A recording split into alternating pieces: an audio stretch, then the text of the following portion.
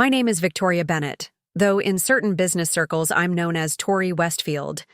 Most people, including my husband, believe I run a modestly successful interior design firm that caters to high-end corporate clients. A creative outlet. For a corporate wife. A hobby business. I'd love to know which corner of the globe you're watching from, and if this story speaks to you, make sure to subscribe. Tomorrow's video is one you absolutely can't miss. What Garrett doesn't know is that Victoria's visionary designs is just the visible tip of a much larger empire I've built over the past decade. An empire that includes, ironically, his company. The soft hum of my hidden command center surrounded me. 3 monitors displaying real-time trading data, a secure laptop connected to Meridian Dynamics private servers, and a wall of achievements carefully disguised as design awards. Each crystal trophy and sleek plaque represented another milestone in building one of the largest technology conglomerates in the country. All while my husband believed I spent my days choosing office furniture and color palettes. I met Garrett Bennett during my final year at Wharton. He was charismatic, ambitious, and painfully conventional in his thinking.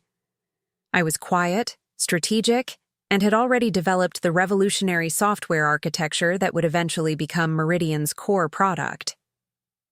"You're brilliant with the technical stuff, Tori," he'd say in those early days. "But you need someone who understands business." The patronizing tone was there from the beginning, but I was young enough to mistake confidence for competence. We married 6 months after graduation, and on paper, the arrangement made sense. He had the connections, the polish, the ease with social hierarchies that I lacked. I had the vision and technical brilliance to create something truly revolutionary. What I didn't tell him was that I also had an inheritance from my grandmother. Significant seed money I'd been saving for the right opportunity. When Garrett suggested we combine our resources to start Bennett Technologies, I agreed, with one private condition. I established a separate holding company, Westfield Innovations, owned solely by me. Garrett thought he was getting a technical co-founder who would handle product development while he built the business. What he actually got was a silent chess player making moves he couldn't see. In the early years, it worked well enough. Bennett Technologies gained traction with my software innovations, and Garrett proved adept at schmoozing clients and investors. But 3 years in, I began noticing discrepancies in our finances. Small at first, expensive dinners that didn't align with any client meetings, weekend conferences that left no digital footprint. Then came Ashley Miller, his first executive assistant. Young, blonde, with an MBA from a second-tier school and ambition that radiated like a fever. I watched their relationship evolve through company credit card statements, gifts from exclusive boutiques, weekend getaways labeled as strategic planning sessions. Instead of confronting him, I made a decision that would alter the course of both our lives. I accelerated my own plans. While Garrett was busy impressing Ashley with his business acumen, I was using Westfield Innovations to quietly acquire shares in Bennett Technologies through a complex web of subsidiaries and investment vehicles. By the time Ashley moved on to greener pastures, a VP position at one of our competitors, conveniently facilitated by recommendations from contacts I controlled, I owned 31% of Bennett Technologies through my shadow companies. Over the next 7 years, the pattern repeated itself. Garrett's attention would drift to each new, ambitious young woman who entered his orbit, while I continued building my invisible empire. Bennett Technologies became a subsidiary of Meridian Dynamics, my true corporate identity, though the ownership structure was buried under so many layers of corporate entities that even our top-tier accountants didn't recognize the full picture. Every time Garrett believed he was making a major business decision, he was actually implementing a strategy I had already mapped out and approved through the board of directors, most of whom reported to me under my Westfield identity. "Another late night, sweetheart?" Garrett's voice drifted from the doorway, startling me. He stood there in his bespoke Brooks Brothers suit, every salt and pepper hair perfectly in place, adjusting the Rolex I'd given him last Christmas. Paid for with dividends from my company's latest acquisition, the same company he thought he owned. Just checking some design proposals, I replied smoothly, closing the banking app with practiced ease. The lie fell from my lips naturally, honed by years of maintaining my cover as the dutiful wife who ran a small design firm. The Michelson Group's office redesign is coming up. The dismissive wave of his hand was so familiar it almost made me laugh. Almost. Don't stress too much about it, darling. It's just another office makeover. Just another office makeover. Like the last makeover where I'd negotiated a $250 million merger while he thought I was discussing furniture arrangements. Or the one before that, where I'd secured exclusive distribution rights across 5 states while he bragged to his friends about his business acumen. The Rivertech team is coming tonight, he continued, straightening his tie. Another gift from me. Big acquisition discussion over dinner. Going to run late, so don't wait up. I nodded, my face a mask of wifely understanding. What Garrett didn't know was that I'd had breakfast with Rivertech's CEO just yesterday. There would be no acquisition, at least not with Bennett Technologies. They'd already signed with Meridian Dynamics, my company, operating under a different division name. You should treat yourself today, he added, pulling out his wallet and handing me his credit card. Buy something nice. You've been so understanding about all these late nights. The platinum card felt heavy in my hand, another thing he wouldn't have without my hidden success. I thought about Tiffany's charge from yesterday, wondering if his young assistant Melissa was wearing her new necklace to the office today. The Rivertech acquisition must be going well, I said carefully, watching his reaction. You seem confident. It's basically a done deal. He stood straighter, preening. Once we acquire Rivertech's client portfolio, Bennett Technologies will be unstoppable. I'm thinking of buying a boat to celebrate. Maybe we can sail it to that new property I've been looking at in Tahoe. The audacity was breathtaking. He was planning to buy a yacht with my company money to celebrate a merger that would never happen, presumably to sail to the lake house he'd just bought his mistress with our joint savings. Savings that came from my quarterly distributions. My phone buzzed with a message from Catherine, my CFO at Meridian CC filings complete. Press release scheduled for 9 a.m. tomorrow. Board members all confirmed for tonight's tech gala at the Four Seasons. You know what? I said, touching Garrett's arm. I think I will buy something new for tonight. Something unforgettable. He kissed my cheek absently. That's my girl, always looking perfect for those design functions. What would I do without you managing the social calendar while I handle the real business? If he hadn't been so self-absorbed, he might have noticed my smile didn't reach my eyes. After 15 years of marriage, 12 of them spent building my business empire in secret, Garrett still saw exactly what he wanted to see. The supportive wife, whose biggest concern was planning parties and creating pretty spaces. As he left for the office, I opened my laptop to check the final preparations. The press release was ready, the legal documents were in order, and every major financial news outlet had received an exclusive invitation to tonight's technology gala. In less than 24 hours, the business world would learn that Meridian Dynamics, the mysterious corporation that had been quietly dominating the tech industry, was run by the woman Garrett Bennett dismissed as just his wife. But first, I had a gala to prepare for, one final performance as the devoted wife before the curtain fell on Garrett's illusion of success. I picked up his credit card and smiled. He did say to buy something unforgettable. My phone lit up again with texts from my inside source at Garrett's office. The messages came in rapid succession, painting a picture of my husband's morning activities that made my blood boil despite my outward calm. He's with her again. 3rd floor conference room. She just ordered lunch for 2 from that Italian place you hate. They've been in there for 2 hours discussing acquisition strategy. He just sent the entire staff home early for a team-building exercise. Only Melissa is staying behind. I didn't need the updates to know he was with Melissa, his assistant-turned-mistress. The same woman who had just become the proud owner of a $1.8 million lake house, courtesy of our joint savings. The same woman who had no idea she was sleeping with a soon-to-be bankrupt man. From my private office across town, the real one, not the small design workspace Garrett occasionally visited, I pulled up the security feeds from Bennett Technologies. The cameras had been installed years ago under the guise of a corporate security upgrade. Garrett had signed the authorization himself, never bothering to read the fine print about who actually had access to the footage. The most interesting part? Melissa actually had more business acumen than Garrett gave her credit for. I'd watched her career from afar, graduated top of her class from Stanford, turned down offers from Google and Amazon to work at what she thought was Garrett's company. Her resume had crossed my desk 3 times before I approved her hire, each time with glowing recommendations.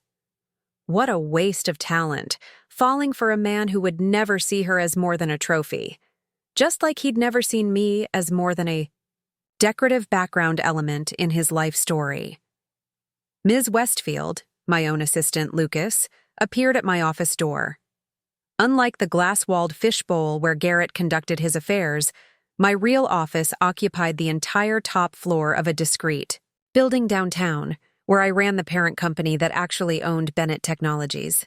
A lot of love and effort went into bringing this story to life. If you're enjoying it, we'd be so grateful if you'd subscribe to our channel. Now, back to where we left off. The board is ready for you. I smoothed down my Chanel blazer, subtle armor for the battle ahead, and gathered my files. Today's meeting would set everything in motion. Has the timing been confirmed? I asked, rising from my desk. Lucas nodded, falling into step beside me as we walked toward the conference room. His efficiency had been invaluable over the years, helping maintain my double life with meticulous attention to detail. Everything's in place. Once you give the word, we can initiate the share consolidation. The SEC filings are ready to go public. The moment you say so. The boardroom fell silent as I entered. 8 of the most powerful people in the technology industry, all of whom had kept my secret for years. They knew me as Tori Westfield, CEO of Meridian Dynamics, the mysterious parent company that had been systematically acquiring controlling interests in mid-sized tech companies for the past decade.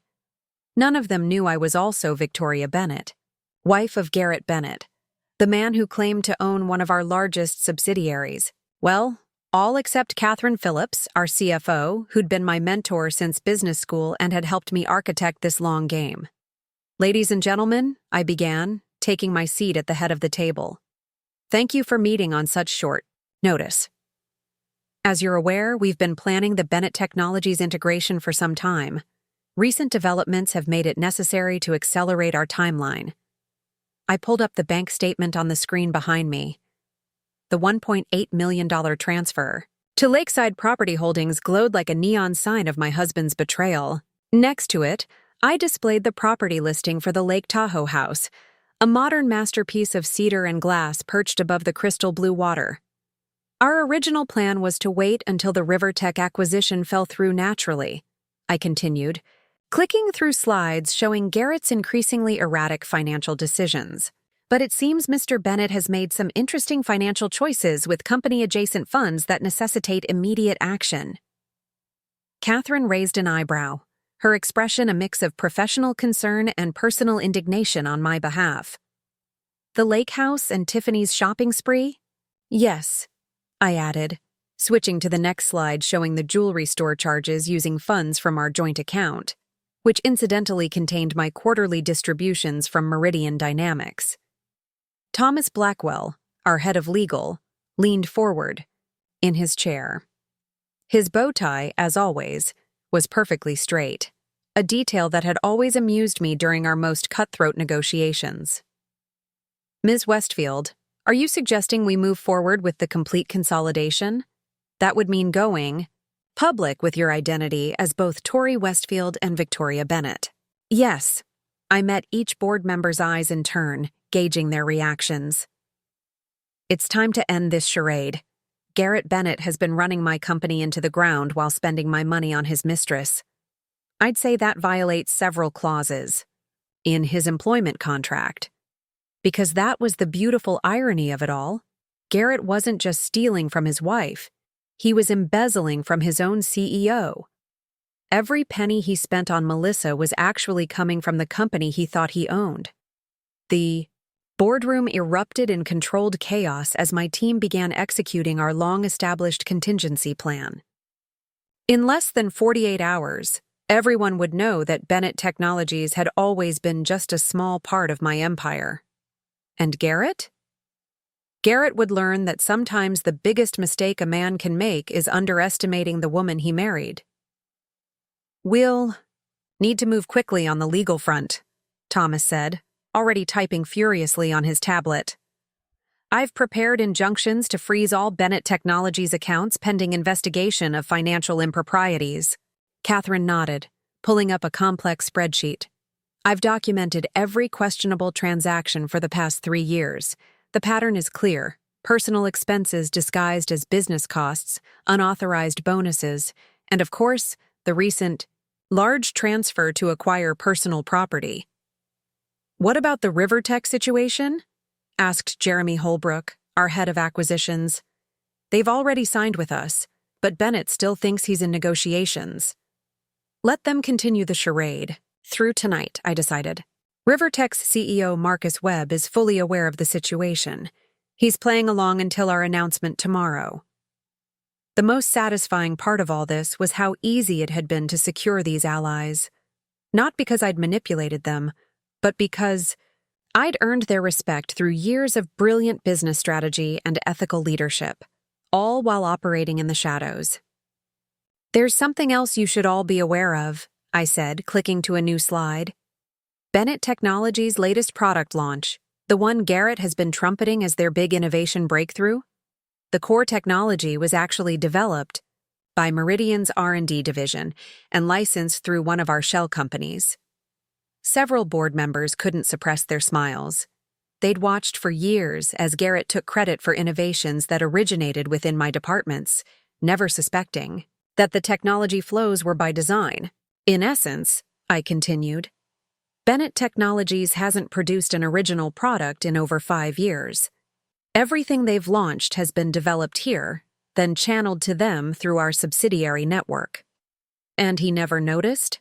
asked Danielle Washington, our newest board member.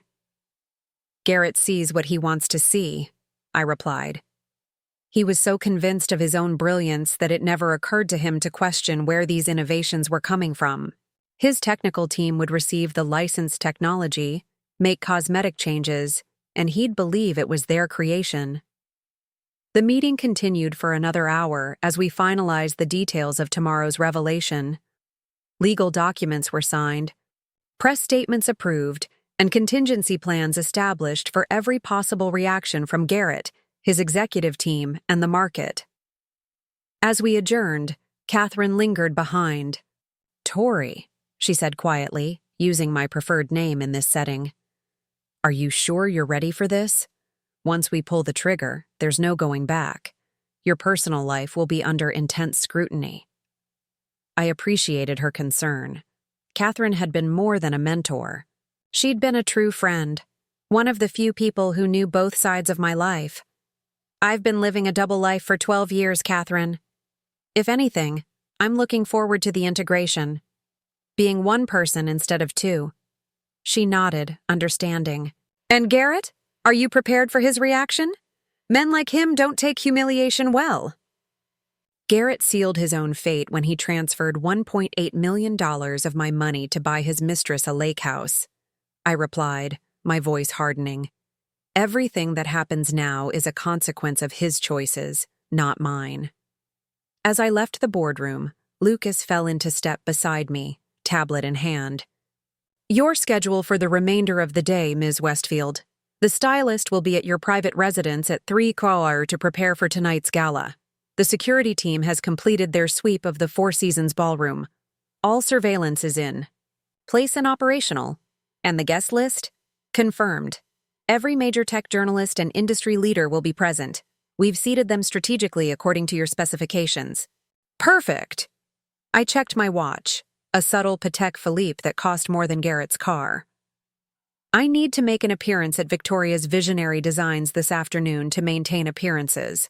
Have the car ready in 20 minutes. My design studio, in the trendy part of the business district, served multiple purposes. It was a legitimate business that had won several awards for corporate interior design. It provided a plausible explanation for my independent income. And most importantly, it gave me a reason to regularly interact with executives across the tech industry, many of whom became valuable sources of information. The studio was buzzing with activity when I arrived. My team of talented designers, who knew me only as Victoria Bennett, successful entrepreneur and wife of tech executive Garrett Bennett, were finalizing presentations for several major clients. Victoria! Emma, my design director, approached with a sample board. Perfect timing. We just received the custom materials for the Sanderson project. I think they're going to love the direction we're taking. For the next 2 hours, I immersed myself in design consultations, fabric selections, and client calls. This wasn't merely maintaining cover. I genuinely enjoyed this creative outlet. In another life, perhaps I would have been content as simply Victoria Bennett, design firm owner. But that potential reality had disappeared the first time I discovered Garrett's betrayal. At 2:30, I made my excuses and left for my private residence, a sleek penthouse registered to Tory Westfield, unknown to Garrett. Here, I could transition between my identities without fear of discovery. My personal stylist, Jen, was waiting when I arrived. "Big night tonight?" she asked, taking in my expression as I entered. "Life-changing," I replied, settling into the chair in my dressing room. "I need something powerful but not obvious, something that transitions well from background to spotlight," Jen smiled knowingly. We'd worked together for years, and while she didn't know the details of my double life, she understood that my clothing choices were strategic, not merely aesthetic. "I have just the thing," she said, unveiling a stunning midnight blue gown with architectural lines and hidden pockets. Conservative enough for a corporate wife, commanding enough for a CEO. With the right accessories, you can transform before their eyes. As Jen worked her magic with hair and makeup, I reviewed the final details for tonight's gala on my secure tablet. Every element had been meticulously planned, from the seating arrangements to the timing of key announcements. The technology demonstration that would serve as the backdrop for my revelation had been tested repeatedly to ensure flawless execution. By 6 p.m., I was ready. The woman in the mirror looked like an enhanced version of Victoria Bennett, elegant, poised, and deceptively unassuming. Only I knew that beneath the sophisticated exterior was Tory Westfield, the power behind one of the most innovative tech conglomerates in the country. My phone buzzed with a text from Garrett. "Running late. Meet you at the gala. Wear the diamonds I gave you for our anniversary." The diamonds he'd given me, purchased, like everything else, with money that ultimately came from my company. I touched the velvet box on my dressing table, then deliberately set it aside, opting instead for a subtle sapphire pendant that matched my dress perfectly. It had been my grandmother's, the woman whose inheritance had funded the beginning of my empire. Tonight, I would honor her legacy, not Garrett's pretense. Lucas drove me to the Four Seasons in a discreet black Tesla. "The team is in place, Ms. Westfield," he informed me as we neared the hotel. "Mr. Bennett arrived 15 minutes ago, accompanied by Ms. Wilson." So Garrett had brought Melissa to the gala. How convenient. It would save me the trouble of explaining her role in all this. "Is she wearing the Tiffany necklace?" I asked, more curious than hurt. Lucas checked his tablet. "Yes, and apparently making no effort to conceal it." I smiled faintly. "Good. Document everything, Lucas. Tonight will be memorable for all of us." The grand ballroom at the Four Seasons had been transformed for the Emerging Technologies Gala, ostensibly a charity event supporting STEM education. actually a carefully orchestrated stage for my revelation. Crystal chandeliers cast a warm glow over the gathering of tech industry elites, financial reporters discreetly positioned as attendees, and strategic allies placed at key tables. I paused at the entrance, gathering myself for one final performance as Victoria Bennett, supportive wife and minor entrepreneur. Tomorrow, the world would know me as Tori Westfield, CEO of Meridian Dynamics. But tonight, I needed to maintain the illusion until precisely the right moment. Catherine spotted me first, approaching with 2 champagne flutes. To anyone watching, we were casual acquaintances. She in her role as CFO of a major tech company, me as the wife of a mid-level executive. "Everything is in place," she murmured, handing me a glass. "The package has been delivered." The package was the final confirmation from our legal team that all documents had been filed with the SEC. By 9 a.m. tomorrow, the ownership structure of Meridian Dynamics and its relationship to Bennett Technologies would be public knowledge. "And our special guests?" I asked, scanning the room. "All present. Front table, adjacent to the stage." I nodded, spotting the special guests, editors from the Wall Street Journal, TechCrunch, and Bloomberg, strategically seated for the best view of what was to come. "Victoria, there you are!" Garrett's voice boomed from across the room. He strode toward me, Melissa trailing slightly behind him like an expensive accessory. His arm slid possessively around my waist, a public display of affection that hadn't happened organically in years. "You remember my executive assistant, Melissa Wilson? She's been instrumental in the Rivertech negotiations." Melissa extended her manicured hand, the Tiffany necklace, yesterday's purchase, glittering at her throat. "Mrs. Bennett, your charity work is so inspiring. Garrett tells me you've been a tremendous support while he built the company." The sheer audacity took my breath away. She knew exactly who she was and what she was doing, wearing jewelry my husband had bought her while complimenting his wife. The calculated nature of it almost made me respect her. "Almost." "Actually," I replied with a warm smile, "I run Victoria's Visionary Designs. We specialize in corporate interiors. Perhaps you've seen our work in the Johnson Tower renovation?" Melissa's smile faltered slightly. She'd been expecting the corporate wife stereotype. Meek, focused on charity luncheons, easily dismissed. Instead, she was getting a confident business owner with her own identity. "Of course," she recovered quickly. "Garrett mentioned you had a little design business. How lovely." A little design business. The dismissive tone was so reminiscent of Garrett's that I nearly laughed. Instead, I maintained my pleasant expression, already envisioning tomorrow's headlines. "Sweetheart," Garrett interrupted, "I need to circulate. Rivertech's executive team just arrived, and I want to make sure they're properly welcomed." "Of course," I replied. "I believe they're seated near Marcus Webb from Intuit Integration Services." Garrett's eyes narrowed slightly. "How do you know Marcus Webb?" I allowed myself a small, enigmatic smile. "Design clients talk, darling. You'd be surprised what I hear about the industry." He dismissed this with a wave, already turning away. "The tech talk is probably over your head anyway. Just make sure you're visible for the photographs later. The company newsletter likes to showcase our, what do they call it? Work-life balance." As Garrett led Melissa toward the Rivertech executives, Catherine rejoined me, her expression carefully neutral. "Charming as ever, I see." "Some men never change," I replied. "They just become more of who they always were." "Speaking of becoming more yourself," Catherine said quietly, "it's almost time. The presentation begins in 20 minutes, and you're scheduled to make your move at precisely 8:45. I checked my watch. Then I have just enough time to make one last appearance as the supportive wife. After that, Victoria Bennett takes a back seat to Tori Westfield. For the next 15 minutes, I circulated through the ballroom, playing my role to perfection. I complimented the wives of executives on their dresses, discussed trivial matters with board members' spouses, and maintained a careful distance from Garrett and Melissa, who were holding court near the bar.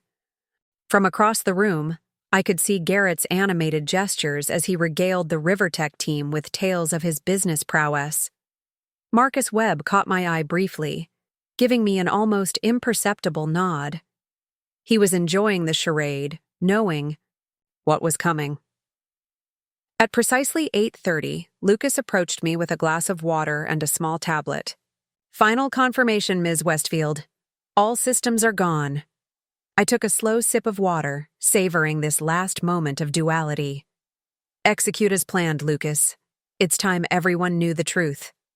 The lights dimmed slightly as Thomas Blackwell approached the podium. As our legal counsel, he had been selected to introduce the evening's technology demonstration, actually the vehicle for my revelation. "Ladies and gentlemen," Thomas began, his voice demanding immediate attention, "welcome to the Emerging Technologies Gala. While we're here to support the vital cause of STEM education, we're also privileged to witness an exclusive preview of a revolutionary new technology platform." The crowd quieted, all eyes turning toward the stage. Large screens descended from the ceiling, displaying the Meridian Dynamics logo, a stylized M that few in the room would recognize yet. "But before we begin," Thomas continued, "I'd like to introduce someone special. The visionary behind not just tonight's innovation, but a decade of technological advancement that has quietly transformed our industry." I moved toward the stage, feeling Garrett's confused eyes following me. This wasn't in the script he knew. "Many of you know her as Victoria Bennett," Thomas said, his voice taking on a note of reverence that caught the attention of every journalist in the room. "But the business world knows her as Tori Westfield, founder and CEO of Meridian Dynamics." The screens behind Thomas changed, displaying side-by-side photos: Victoria Bennett, designer and corporate wife, and Tori Westfield, the mysterious tech mogul whose company had been making headlines for years.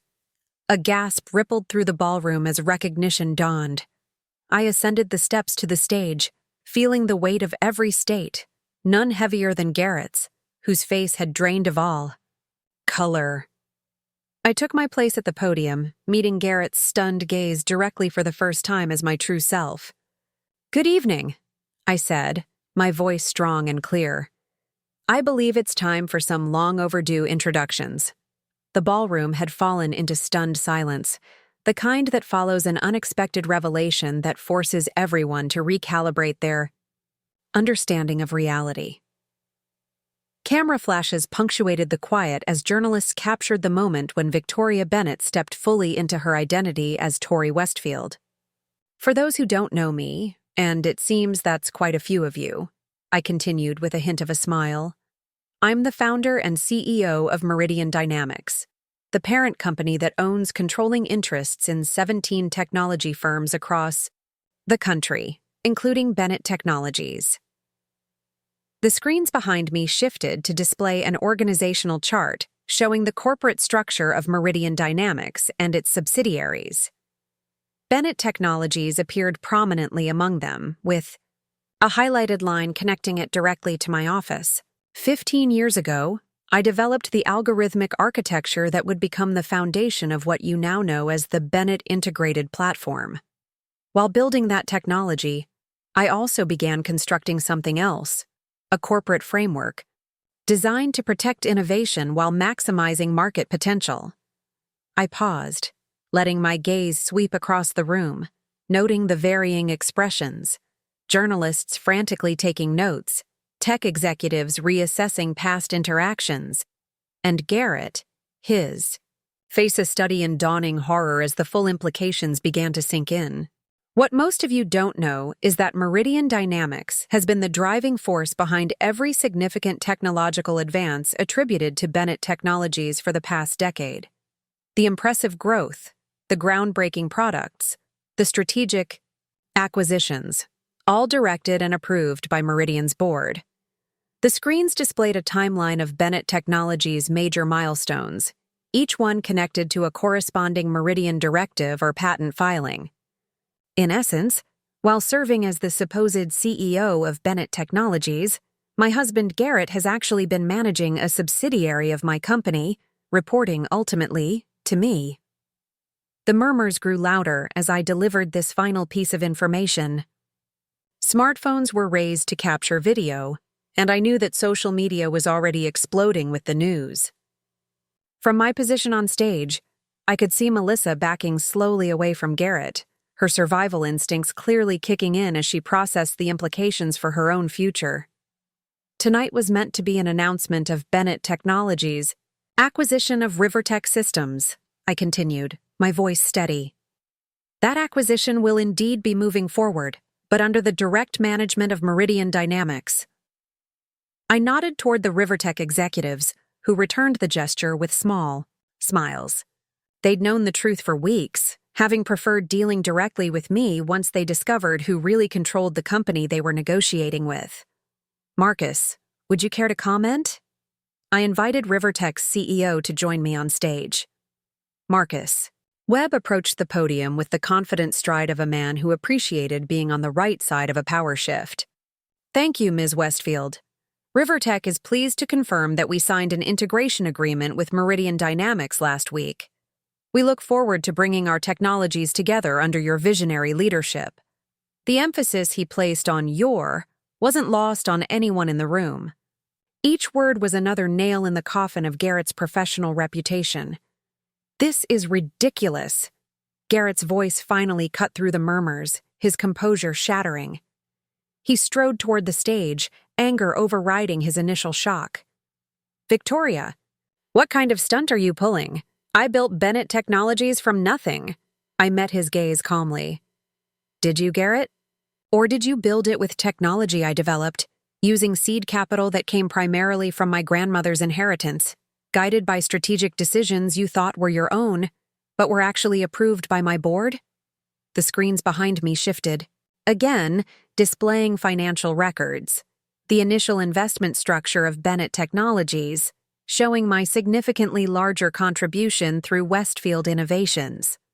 While you were busy being the face of the company, attending conferences, and collecting accolades, I was quietly building the infrastructure that actually powered our success. Every major product innovation, every significant market expansion, all originated from Meridian's R&D division and was channeled to Bennett Technologies through our subsidiary network. Thomas Blackwell appeared at the edge of the stage, legal, documents in hand. He passed them to me with a nod.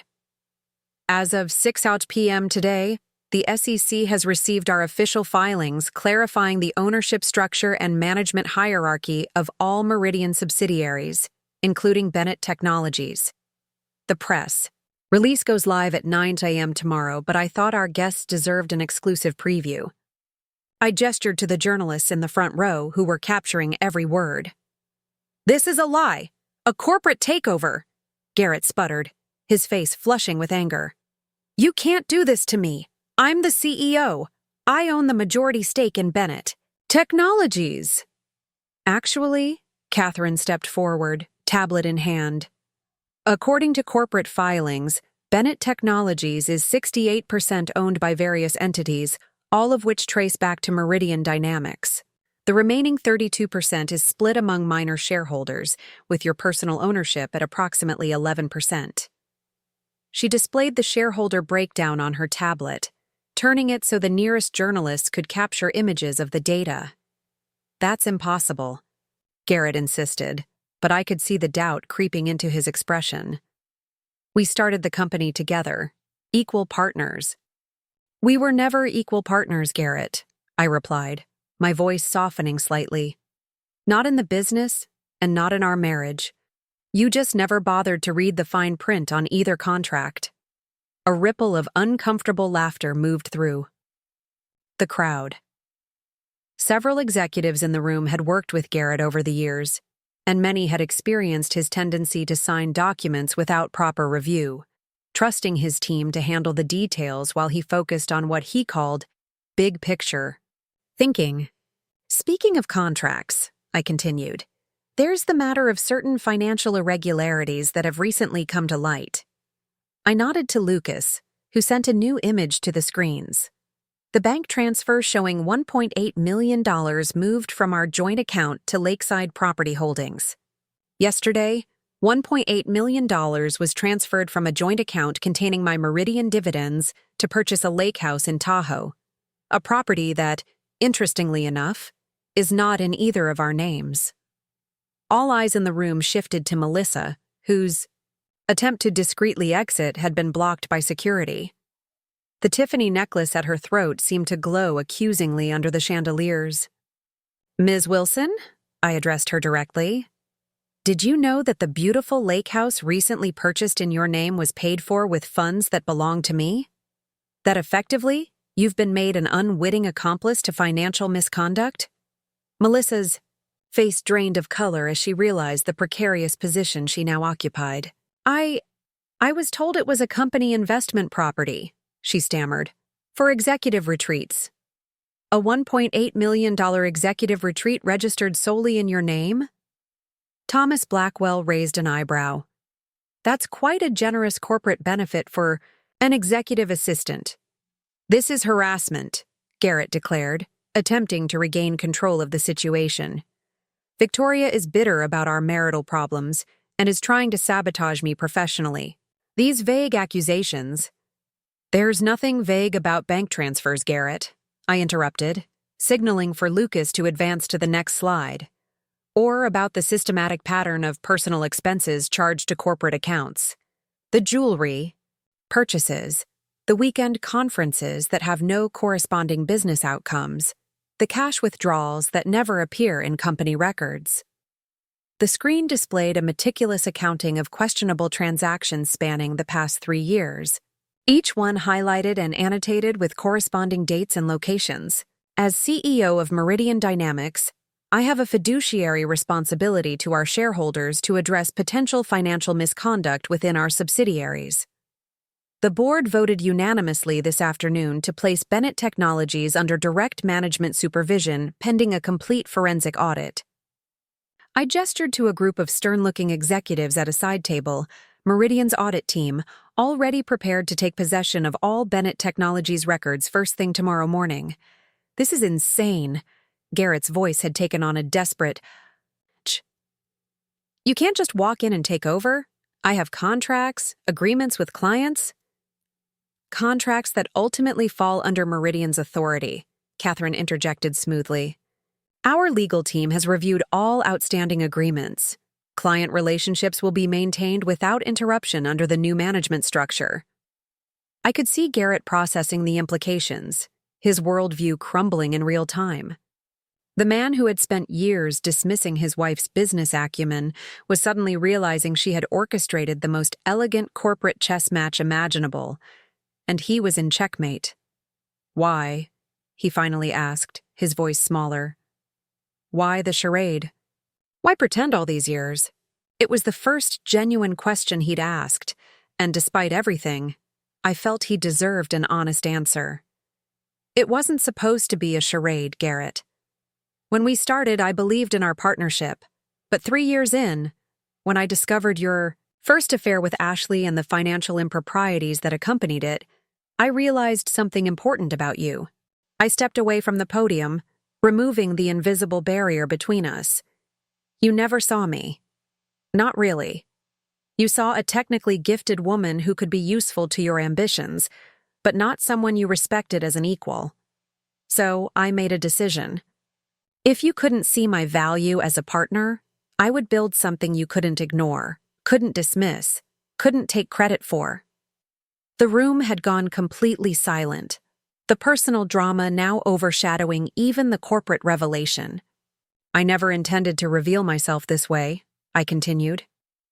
"Meridian could have continued operating with me as its private CEO indefinitely. But when you transferred $1.8 million, money that came from my company's dividends, to buy a lake house, for your mistress you crossed a line that forced my hand." Garrett's face flushed with a mix of shame and defiance. "Those were our joint savings? Were they?" I cut him off. "Did you ever wonder why our joint savings grew so substantially every quarter? Did you ever question where that money came? From when Bennett Technologies' official distributions to shareholders were relatively modest. Those were my earnings, Garrett. My dividends from Meridian, deposited into our joint account because I still believed somehow in the partnership. We'd promised each other. I turned back to address the wider audience, conscious that this had become as much about setting the narrative as confronting Garrett. Ladies and gentlemen, tomorrow morning, Meridian Dynamics will announce a restructuring of its subsidiary operations. Bennett Technologies will continue serving its clients without interruption, though under new executive leadership. All projects will proceed as planned, including the integration with Rivertech Systems. I nodded to Marcus Webb, who stepped forward. Rivertech has complete confidence in Ms. Westfield's leadership, he confirmed. Our technical teams have already begun integration planning under Meridian's guidance. Clients of both companies can expect enhanced service offerings and accelerated innovation timelines. The strategic alliance with Rivertech had been more than a year in the making. Marcus had been one of the first industry leaders to discover my dual identity, having connected the dots after a series of technical discussions where I demonstrated knowledge that Victoria Bennett, design firm owner, shouldn't have possessed. Instead of exposing me, he'd proposed a partnership between our companies, impressed by the vision and technical sophistication of Meridian's operations. That partnership would now become one of the cornerstones of Meridian's expanded market presence. As for the immediate future, I continued, Thomas Blackwell, our chief legal officer, will be providing detailed information to the press regarding Meridian's corporate structure and the transition plan for Bennett Technologies. Catherine Phillips, our CFO, will address any financial questions. I paused, letting my gaze find Garrett once more. Security will escort Mr. Bennett to the conference room, where our HR team has prepared separation documents. All company assets in his possession will need to be returned before he leaves the premises. 2 security officers materialized beside Garrett, their presence making it clear that his options had narrowed considerably. For a moment, I thought he might make a scene. His fists clenched and unclenched at his sides, his jaw working as he struggled to maintain composure. But something in my expression must have finally penetrated his anger. Perhaps he at last recognized the woman who had always been there, hidden in plain sight, the strategic thinker, the innovator, the true power behind his illusory success. "This isn't over, Victoria," he said quietly, but the threat fell flat in the face of my calm certainty. "You're right about one thing, Garrett," I replied. "It isn't over. For Meridian Dynamics and for me, it's just beginning. But for you, your role in this particular story has reached its conclusion." I nodded to the security team, who guided Garrett toward the exit. As he walked away, I noticed Melissa had already disappeared, likely searching for damage control options that no longer existed. Turning back to the gathered crowd, I smiled, the first genuine smile I'd allowed myself in a public setting for years. It was the smile of Tori Westfield, not the carefully modulated expression of Victoria Bennett. Now, I believe we have a gala to continue. The night is still young, and we have much to celebrate.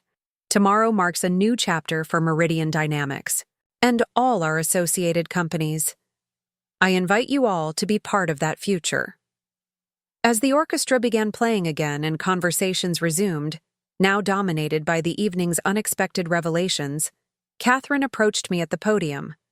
"Well done," she said quietly. "How does it feel to finally be one person instead of 2? I took a deep breath, surveying the room where my 2 worlds had finally, irrevocably merged. "Liberating," I replied. "Exhausting, exhilarating. I've been preparing for this moment for so long, I'm not entirely sure how to process that it's actually happened." "The hard part is just beginning," she reminded me gently. "The market will react, competitors will reposition, and the press will be relentless in piecing together how you pulled this off." "I know," I nodded. "But for the first time in 15 years, I don't have to calculate every word, every gesture. Every decision through the lens of maintaining my cover. That alone is worth whatever challenges come next. My phone vibrates with incoming notifications, dozens of them cascading in rapid succession as news of the revelation spread through financial and tech circles. The story was breaking faster than even I had anticipated, propelled by social media and the journalists who had witnessed the confrontation firsthand. "Ms. Westfield," Lucas appeared at my side. "The first press inquiries are coming in.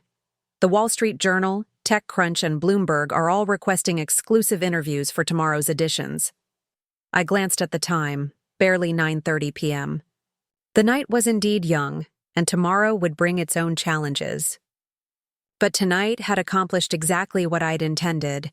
The truth was out. Garrett's deception had been exposed, and Meridian Dynamics was poised to emerge from the shadows into its rightful place in the technology ecosystem. Schedule the wall. Street Journal for 7 a.m., I decided.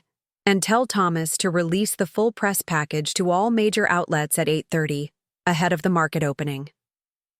As Lucas departed to make the arrangements, I found myself alone at the podium for a brief moment. The weight of secrecy that had been my constant companion for so many years had lifted, replaced by the lighter but equally substantial responsibility of public leadership. In that quiet moment of transition, I thought of my grandmother, the woman whose belief in my potential had funded the beginning of this journey. She had always told me that true power didn't need to announce itself constantly. It was evident in results, in impact, in the changed landscape it left behind. Tonight, I had finally announced myself to the world. Tomorrow, I would begin showing them what that really meant. The next morning dawned with an intensity I had anticipated, but couldn't fully prepare for. By 5:30 a.m., my phone was already overflowing with notifications, and the major financial networks had broken their regular programming to cover what they were calling the tech world's most incredible power reveal. I sat in Meridian's executive boardroom, watching multiple screens display various news channels simultaneously. My image was everywhere, side-by-side comparisons of Victoria Bennett, the supposedly demure interior designer, and Tori Westfield, the tech visionary who had orchestrated one of the most elaborate corporate masquerades in modern business history. "They're calling it the Westfield Gambit," Lucas reported, sliding a tablet across the table with headlines from various publications. "The stock markets haven't even opened yet, and our pre-market indicators are up 17%. Investors are responding positively to the consolidation announcement." Catherine entered with a team of analysts, all carrying reports. Social media metrics are through the roof. The hashtag #AlkerWhoRunsTheWorld is trending globally, with your revelation serving as the catalyst for discussions about women in tech leadership. "And Bennett Technologies?" I asked, though I already knew the answer. "Their stock, well, our stock technically, is up 22% in pre-market trading," Catherine confirmed.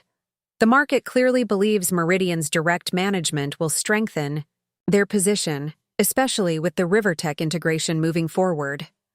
Thomas Blackwell joined us, impeccably dressed despite the early hour. "The legal situation is progressing as anticipated. Mr. Bennett was served with the restraining order last night, prohibiting him from accessing any company property or contacting employees. The freeze on the joint accounts has been processed, and we've initiated recovery proceedings for the Tahoe property." It was all unfolding according to plan, the careful strategy we had developed over months, accelerated by Garrett's impulsive transfer of funds to purchase Melissa's lake house. Yet amid the professional satisfaction, I felt an unexpected hollowness. 15 years of marriage was ending, not with private grief, but as a public spectacle, analyzed by strangers who knew nothing of the complex emotions that had accompanied my double life. "The Wall Street Journal crew is setting up in the main conference room," Lucas reminded me. "They're bringing a full team: reporter, photographer, fact-checker, and videographer." I nodded, taking a moment to center myself. This interview would set the tone for all the coverage to follow. It needed to focus on Meridian's technological vision and future plans, not devolve into a tabloid-style exposé of my failed marriage. Ms. Westfield, a young analyst approached hesitantly, clearly still adjusting to addressing me by my professional name rather than as Mrs. Bennet. There's something you should see. She handed me her tablet, open to a freshly published article on a tech blog. The headline made my stomach tighten. Bennett claims theft of intellectual property, threatens lawsuit against estranged wife. So Garrett had found his angle of attack. It was predictable. When men like him lost control, they typically claimed theft rather than acknowledging they had been outmaneuvered. Forward this to legal, I instructed, handing back the tablet. We've documented the development timeline.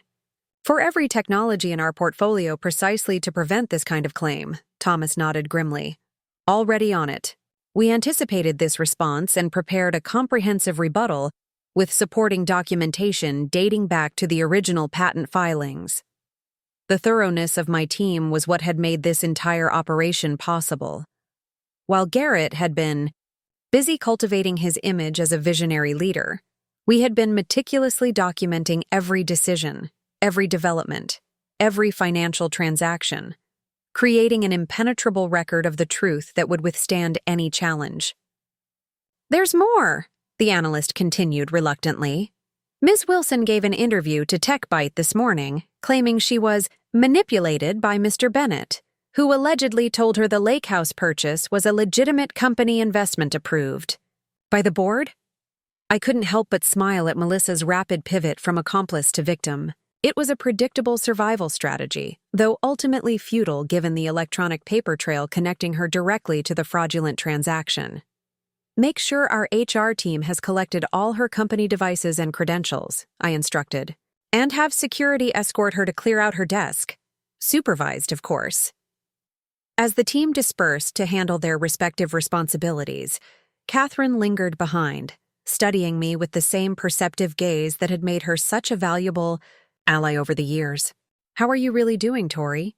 She asked quietly, once we were alone.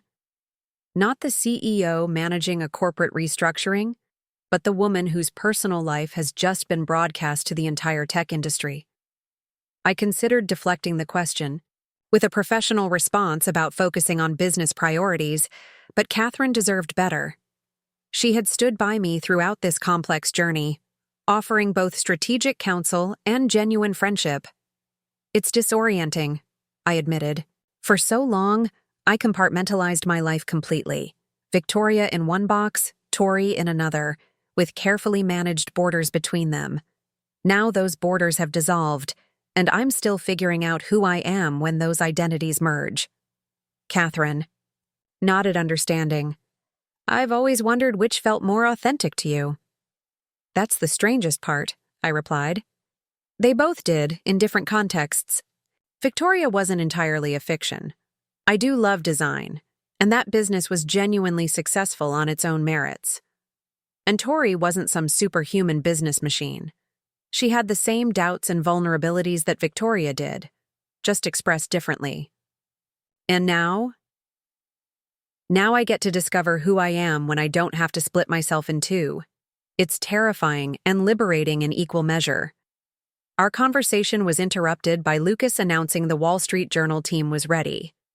I took a deep breath, straightened my jacket, a sharp-lined Armani that bridged the gap between Victoria's elegant style and Tori's professional authority, and prepared to present my unified self to the world. The interview was comprehensive, focusing primarily on Meridian's technological innovations and market strategy, with appropriate but limited attention to the personal drama that had catalyzed the public revelation.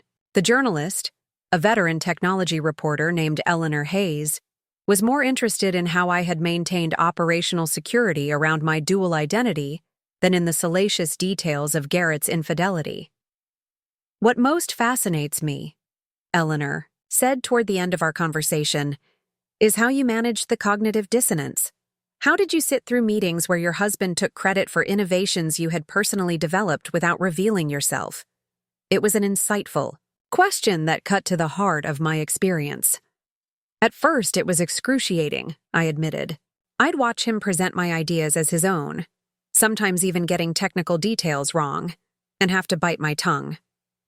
But over time, I developed a certain detachment.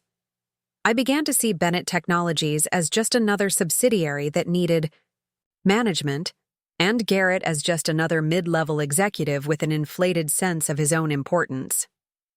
And the personal betrayal? Didn't that compound the difficulty? I chose my words carefully, aware that my response would be quoted extensively. The professional and personal deceptions evolved in parallel. As Garrett increasingly dismissed my contributions in the business sphere, he was similarly dismissive in our personal life. The lake house purchase wasn't just a financial betrayal, it was the culmination of years of disregard. As the interview concluded and the journal team packed up their equipment, my phone buzzed with an urgent message from Thomas. Emergency situation at Bennett Technologies HQ. Garrett attempted to access the server room with expired credentials. Security intervened, police involved, media alerted. So much for a smooth transition. I immediately called an emergency meeting with the crisis management team. "What do we know?" I asked as the key personnel assembled in the boardroom.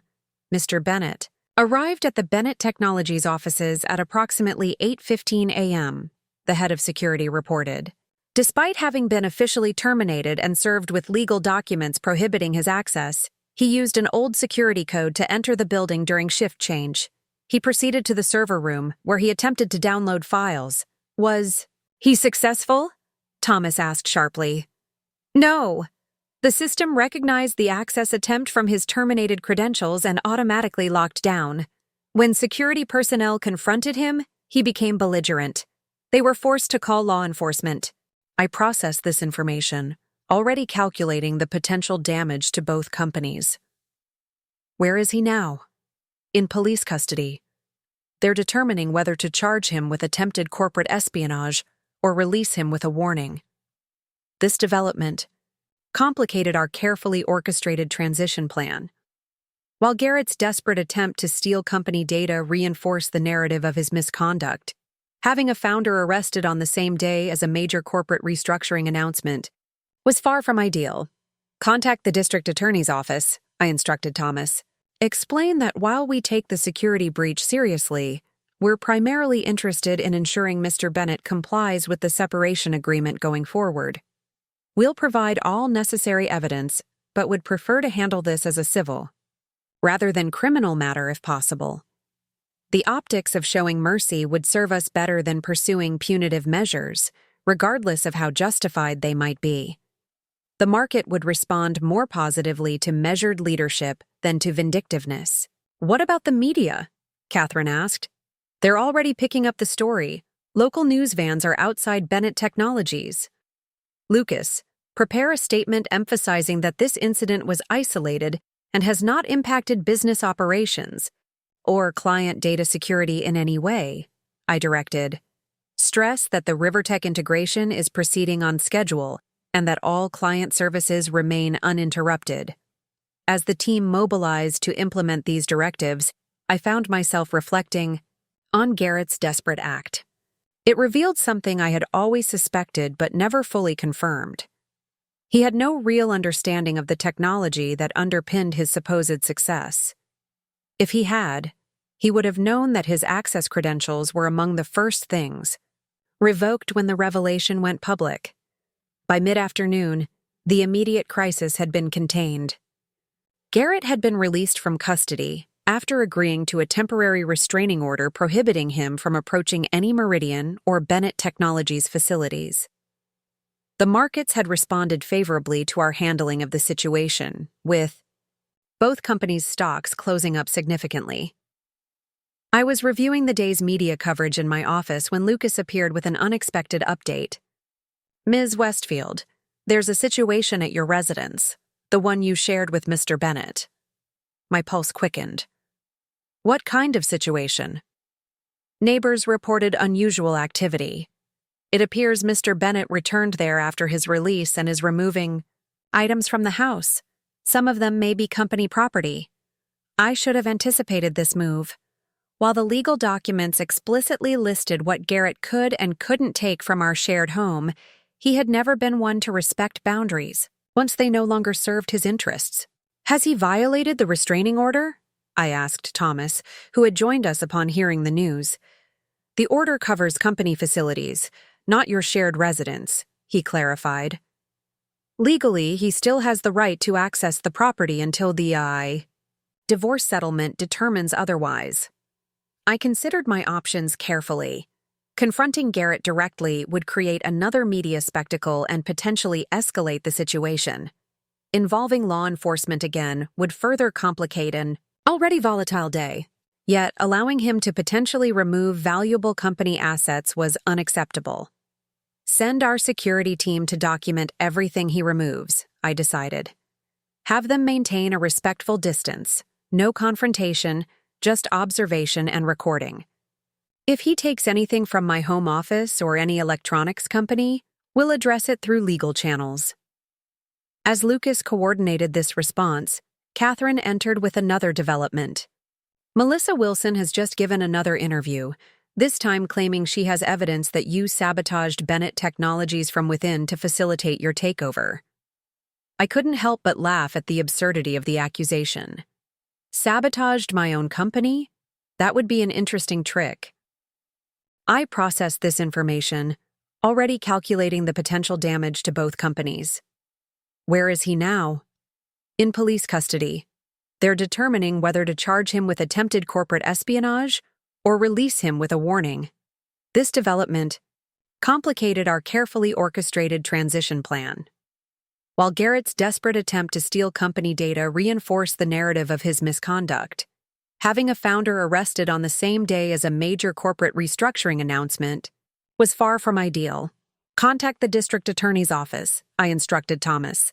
Explain that while we take the security breach seriously, we're primarily interested in ensuring Mr. Bennett complies with the separation agreement going forward. We'll provide all necessary evidence but would prefer to handle this as a civil, rather than criminal matter if possible.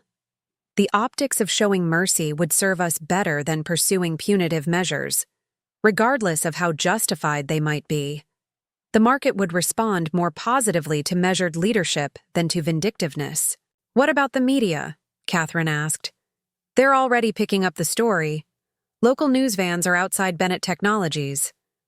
Lucas, prepare a statement emphasizing that this incident was isolated and has not impacted business operations or client data security in any way, I directed. Stress that the RiverTech integration is proceeding on schedule and that all client services remain uninterrupted. As the team mobilized to implement these directives, I found myself reflecting on Garrett's desperate act. It revealed something I had always suspected, but never fully confirmed. He had no real understanding of the technology that underpinned his supposed success. If he had, he would have known that his access credentials were among the first things revoked when the revelation went public. By mid-afternoon, the immediate crisis had been contained. Garrett had been released from custody after agreeing to a temporary restraining order prohibiting him from approaching any Meridian or Bennett Technologies facilities. The markets had responded favorably to our handling of the situation, with both companies' stocks closing up significantly. I was reviewing the day's media coverage in my office when Lucas appeared with an unexpected update. Ms. Westfield, there's a situation at your residence, the one you shared with Mr. Bennett. My pulse quickened. What kind of situation? Neighbors reported unusual activity. It appears Mr. Bennett returned there after his release and is removing items from the house. Some of them may be company property. I should have anticipated this move. While the legal documents explicitly listed what Garrett could and couldn't take from our shared home, he had never been one to respect boundaries once they no longer served his interests. Has he violated the restraining order? I asked Thomas, who had joined us upon hearing the news. The order covers company facilities, not your shared residence, he clarified. Legally, he still has the right to access the property until the divorce settlement determines otherwise. I considered my options carefully. Confronting Garrett directly would create another media spectacle and potentially escalate the situation. Involving law enforcement again would further complicate an already volatile day, yet allowing him to potentially remove valuable company assets was unacceptable. Send our security team to document everything he removes, I decided. Have them maintain a respectful distance. No confrontation, just observation and recording. If he takes anything from my home office or any electronics company, we'll address it through legal channels. As Lucas coordinated this response, Catherine entered with another development. Melissa Wilson has just given another interview, this time claiming she has evidence that you sabotaged Bennett Technologies from within to facilitate your takeover. I couldn't help but laugh at the absurdity of the accusation. Sabotaged my own company? That would be an interesting trick. She's claiming you deliberately undermined potential partnerships and acquisitions that would have strengthened Bennett's position independent of Meridian. Let me guess. She's specifically referring to the Solaris Tech deal that fell through. Last year? Catherine nodded, impressed as always by my ability to anticipate strategic attacks. Perfect. Have legal prepare a detailed timeline of that negotiation, including the minutes from the Meridian board meeting where we voted to pursue the partnership, and Garrett's subsequent mishandling of the due diligence process that caused Solaris Tech to walk away. The Solaris Tech situation had been particularly illuminating. Garrett had been so convinced of his own negotiating prowess that he had ignored the detailed integration plan my team had prepared, instead improvising his way through meetings with their leadership. His approach had alienated their technical team and ultimately scuttled a potentially valuable collaboration. Also, I added, release the performance reviews for Ms. Wilson from the last 2 quarters.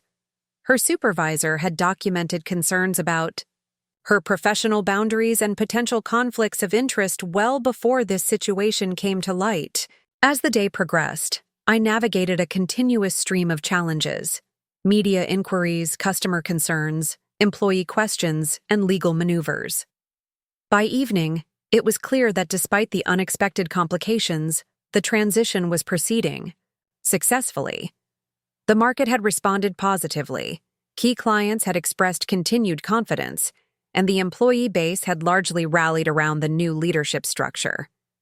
I was preparing to leave the office when Lucas delivered one final message of the day. Ms. Westfield, there's a personal letter from Mr. Bennett that was delivered by his attorney. I stared at the sealed envelope, recognizing Garrett's distinctive handwriting on the front. After the day's chaos, this gesture seemed incongruously formal, almost anachronistic in our digital age. Thank you, Lucas. That will be all for today. Alone in my office, I contemplated the unopened letter. It represented the personal dimension of this conflict, the 15 years of shared history that couldn't be reduced to press releases and stock valuations. Whatever it contained, apologies, accusations, or something in between, it belonged to a chapter of my life that was closing. With a decisive motion, I placed the unopened letter in my desk drawer. It could wait. Tonight, I needed to focus on the future, not the past. Tomorrow would bring new challenges in merging my dual identities into a cohesive whole, in leading Meridian into its next phase of growth, and in defining myself not in opposition to Garrett's dismissal, but according to my own vision. I gathered my things and headed for the door, pausing briefly to look back at the office that had been Tori Westfield's domain for so many years. Soon, these headquarters would be renovated to serve as the unified command center for the newly consolidated Meridian Dynamics. The separate office I had maintained as Victoria Bennett would be integrated into this space, a physical manifestation of the personal integration I was undertaking. The symmetry felt right, somehow. The buildings merged as the person inhabiting them became whole. The week following the revelation unfolded with the intensity of a high-stakes chess match.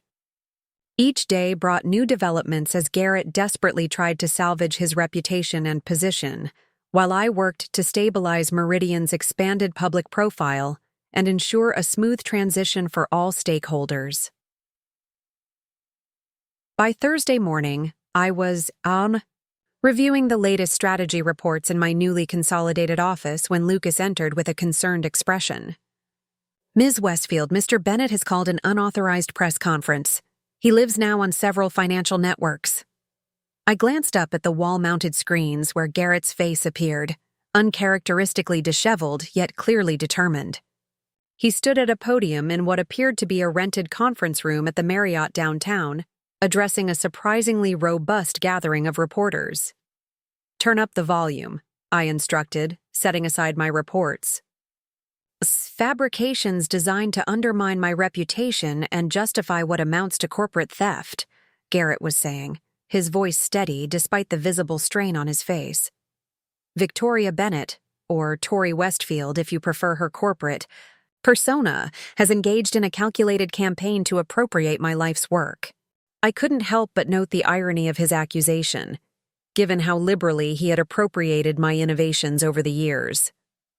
"Today, I'm announcing the formation of Phoenix Digital Solutions," he continued.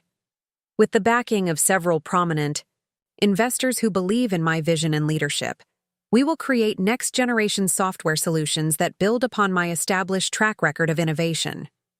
This was unexpected. I had anticipated Garrett might attempt to join a competitor, or perhaps even retire on whatever assets he had managed to shield from our joint accounts. The creation of a direct competitor, ostensibly targeting the same market as Bennett Technologies, was a bold move, even for him. "Additionally," Garrett added, his expression hardening, "I have filed suit against Meridian Dynamics and Victoria. Bennett personally, challenging the legitimacy of her claimed ownership structures and seeking damages for the deliberate sabotage of Bennett Technologies' independent operations." Thomas Blackwell appeared in my doorway, already on his phone coordinating our legal response. "We're monitoring," he mouthed, indicating I should continue watching. "I've assembled a world-class team of technology leaders, many of whom have chosen to leave Bennett Technologies rather than remain under the deceptive management structure imposed by Meridian Dynamics," Garrett claimed. This assertion caught my full attention. Had he actually managed to poach talent from our organization? I signaled to Lucas, who immediately began checking personnel reports on his tablet. "I'm also proud to announce that Melissa Wilson, whose business acumen and strategic vision have been instrumental to past successes, will be joining Phoenix Digital as Chief Strategy Officer." I nearly laughed aloud at this development. Melissa's promotion from executive assistant to C-suite executive was transparently desperate. A move designed to legitimize their relationship while attempting to position her as a valuable business asset rather than the recipient of misappropriated funds. "Phoenix Digital's first product suite will launch within 90 days, Garrett continued, projecting confidence that seemed increasingly forced. "We're already in discussions with several former Bennett Technologies clients who prefer to maintain their relationship with the leadership team they've come to trust." As Garrett continued outlining his ambitious plans, Lucas returned with the personnel report I'd requested. 4 mid-level managers from Bennett Technologies submitted resignations this morning, he confirmed. All from Garrett's inner circle. 2 developers have also resigned. No senior leadership or key technical staff have indicated any intention to leave. 6 departures out of a workforce of over 300 was hardly the exodus Garrett was implying, and none of the departing employees held critical intellectual property knowledge or irreplaceable skills. "And the claimed investor backing?" I asked. Catherine, who had joined us midway through Garrett's announcement, shook her head. "We're tracking down specifics, but preliminary research suggests his primary backer is Edmund Reeves." The name registered immediately. Edmund Reeves was a venture capitalist with a reputation for backing high-risk ventures, often with predatory terms that left founders with diminishing control as their companies struggled to meet aggressive performance metrics. He was also Garrett's former college roommate, a connection that explained how Garrett had secured funding so quickly. "Any legitimate client defections?" I asked. "None confirmed," Lucas reported. "Our account management team has already reached Out to our top 50 clients. All have affirmed their commitment to continuing with us through the transition. Garrett was concluding his press conference with a flourish of manufactured confidence. This is just the beginning. Phoenix Digital Solutions represents not just a new company, but a new approach to technology development, one built on authentic innovation rather than corporate shell games and hidden agendas. As the broadcast cut to analysts speculating about the viability of Garrett's new venture, I turned to my leadership team, who had gathered in my office to coordinate our response. "Thoughts?" I asked, inviting their candid assessment.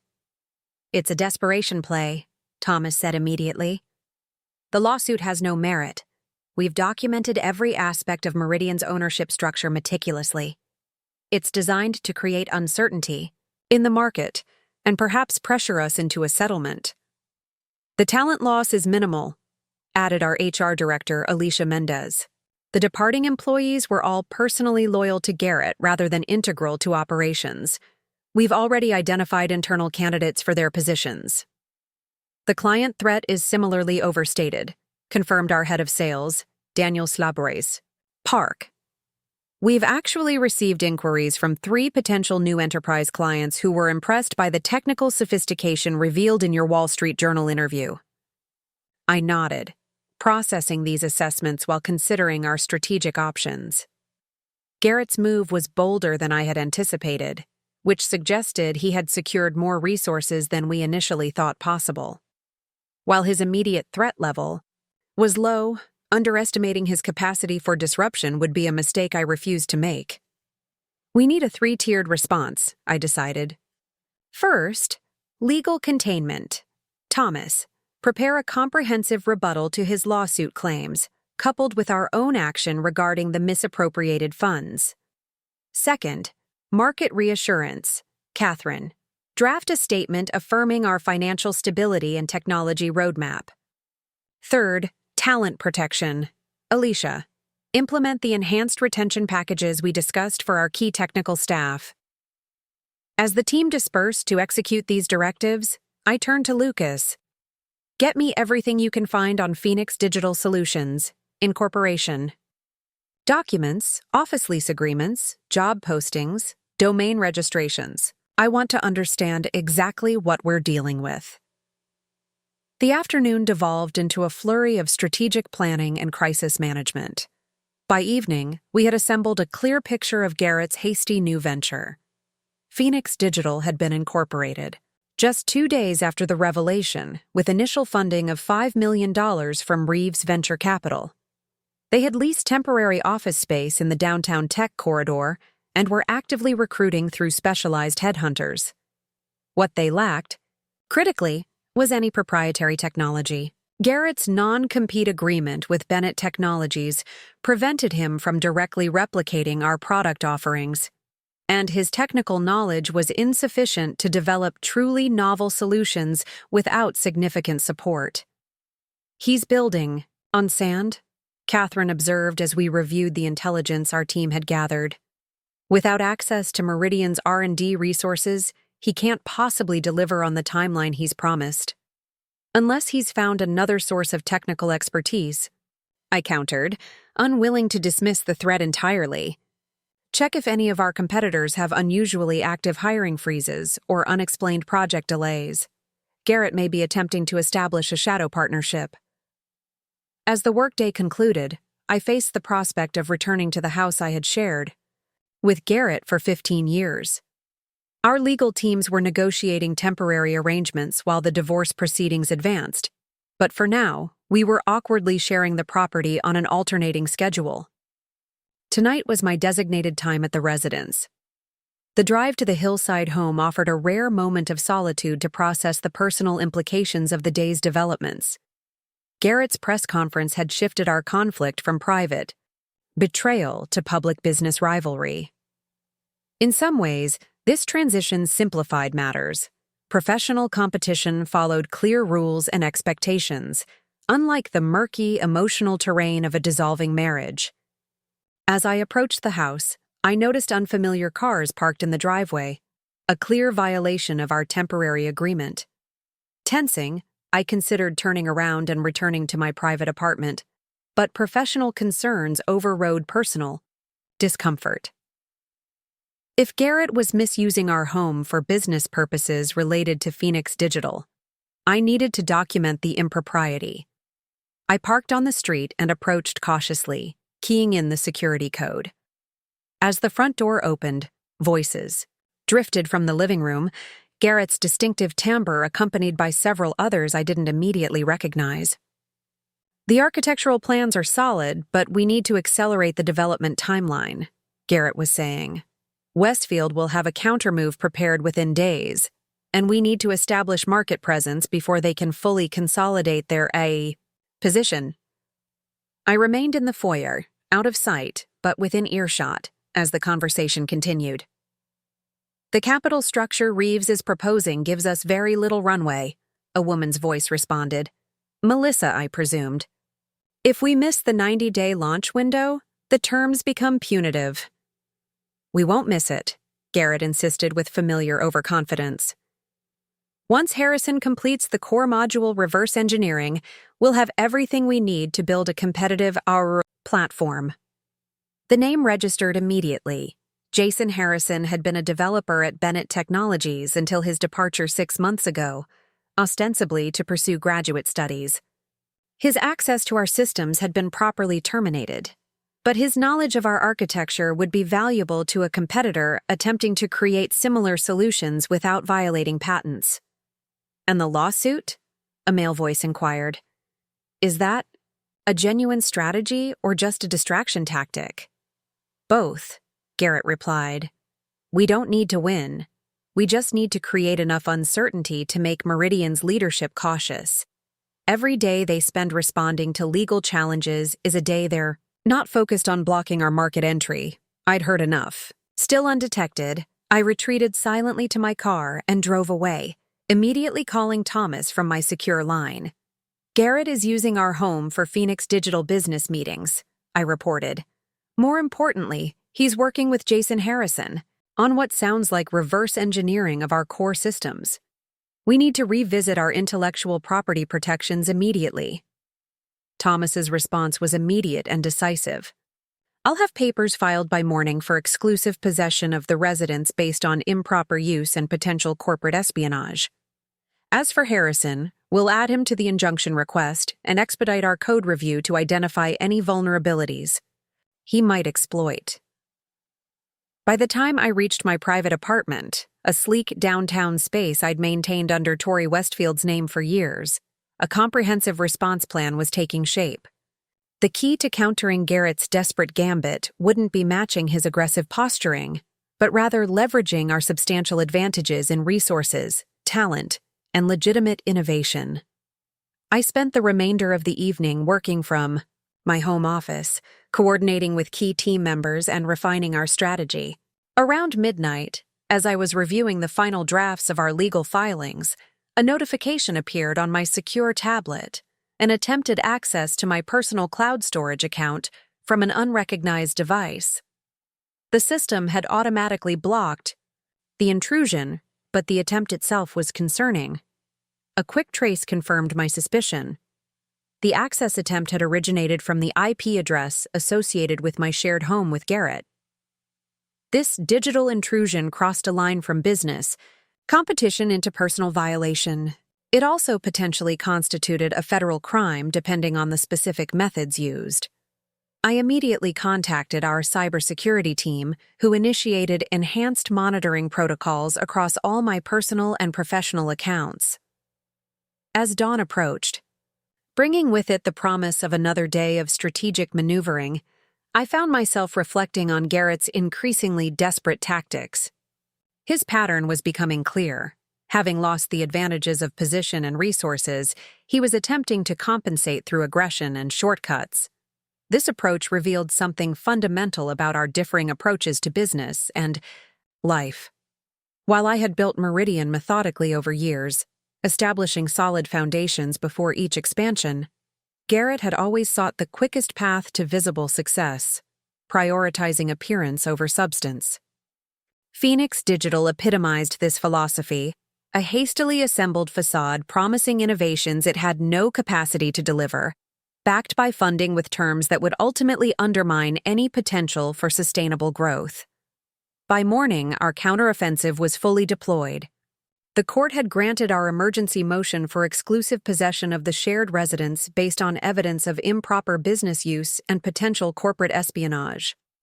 Our legal team had filed expanded protection orders covering our intellectual property, specifically naming Jason Harrison and prohibiting any reverse engineering attempts of our core technologies. Most significantly, we had accelerated the public rollout of Meridian's next-generation platform, a project that had been in development for over a year but had been scheduled for release in the following quarter. By bringing this launch forward, we would establish the technical benchmark against which Phoenix Digital's promised solutions would inevitably be measured. As I prepared for the day's executive briefing, Lucas arrived with an unexpected update. Ms. Westfield, we've received information that Edmund Reeves has scheduled a meeting with Garrett Bennett for 2 p.m. today. Our source indicates the purpose is to review initial progress and alignment with investment parameters. This timing was telling. Less than 24 hours after Garrett's public announcement, his primary investor was already conducting a performance review.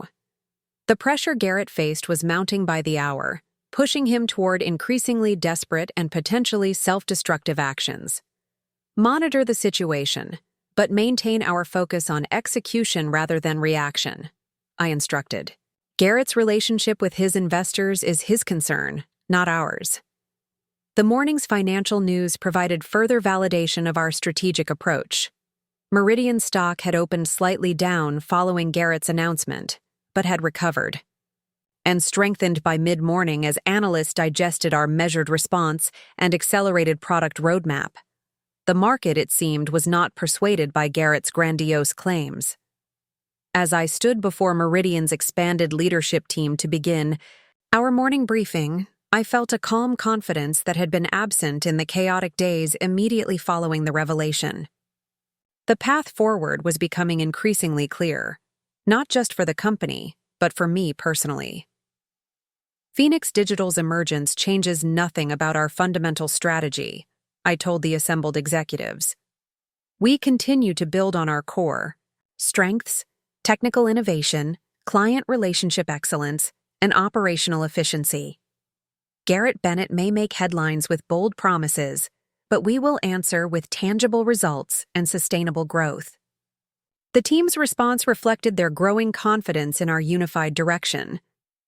The initial shock of the dual identity revelation had given way to appreciation for the strategic vision that had guided Meridian's quiet success for years. What had begun as a personal confrontation sparked by Garrett's betrayal was evolving into something more significant, a public demonstration of contrasting business philosophies and leadership approaches. In the coming weeks and months, these differences would play out across the technology landscape, providing a case study in authentic innovation versus desperate imitation. The battle lines were drawn, the strategies deployed. Now we would see which approach would ultimately prevail. The Solaris Tech partnership announcement generated exactly the market response we had anticipated. Meridian stock rose 8% by closing bell. Analyst reports highlighted the strategic synergies, and industry publications ran extensive features on the combined technological capabilities of our alliance. What I hadn't expected was the personal call from Garrett that came shortly after the markets closed. Quite the power move, Victoria. His voice sounded strained, lacking the confidence that had once been his trademark. First you steal my company, then you partner with the one firm I was trying to secure for months. This isn't about you, Garrett, I replied evenly. The Solaris Tech partnership makes business sense for both companies. Their integration layer complements our platform architecture perfectly. Is that what Andrea told you? His laugh held no humor. Did she mention our discussions were actually progressing well until someone sent her fabricated emails supposedly from me, demanding ridiculous terms? This gave me pause. What are you talking about? Someone impersonated me, Victoria. sent emails from an account that looked like mine to Andrea, containing absurd demands and condescending language. By the time I discovered it, she'd already terminated discussions. The accusation was unexpected enough that I couldn't immediately dismiss it. "And you think I was behind this?" "I don't know what to think anymore," Garrett admitted, sounding genuinely confused. "But with everything that's happened, the break-in, Reeves pulling funding after receiving an anonymous dossier about me, and now this partnership, it feels like someone is orchestrating events against both of us." I remained silent, processing this information. While I'd never impersonated Garrett or sent falsified emails, his claim aligned disturbingly well with our recent discovery of a potential third-party manipulator. "I know you have no reason to trust me," he continued, "especially after the lake house. But someone is playing us against each other for their own benefit, and if we don't figure out who, we'll both lose everything we've built." "I need to verify your claims," I said finally. "Send whatever evidence you have about the falsified emails and the Reeves dossier to Thomas Blackwell. We'll investigate independently." After ending the call, I immediately contacted Catherine and Thomas, briefing them on Garrett's claims and requesting a thorough investigation. While I remained skeptical of his motives, the possibility of external manipulation couldn't be ignored. The following morning brought a development that lent credence to Garrett's concerns. Our cybersecurity team had traced the recipient of Melissa's leaked information, an offshore entity called Veritas Holdings, with a complex ownership structure that effectively masked the true beneficiaries. "We've managed to identify 3 transfers from Veritas to Melissa's personal account," our head of security reported. "Payments of $50,000 each, dated 3 months apart. She was being paid to extract information," I concluded. "But not necessarily for Garrett's benefit." "That's our assessment," he confirmed. "The timing doesn't align with Phoenix Digital's formation. These transactions began 8 months ago, well before any indication of Garrett planning to leave. The implications were troubling. If Melissa had been selling company information to a third party for nearly a year, both Meridian and Phoenix could be compromised in ways we hadn't yet identified." "There's more," Catherine added. "We've been analyzing the timing of Edmund Reeves' withdrawal from Phoenix Digital. The anonymous dossier he received contained information about Garrett's personal finances that wasn't public, including details of the lake house purchase that even our own investigation hadn't uncovered.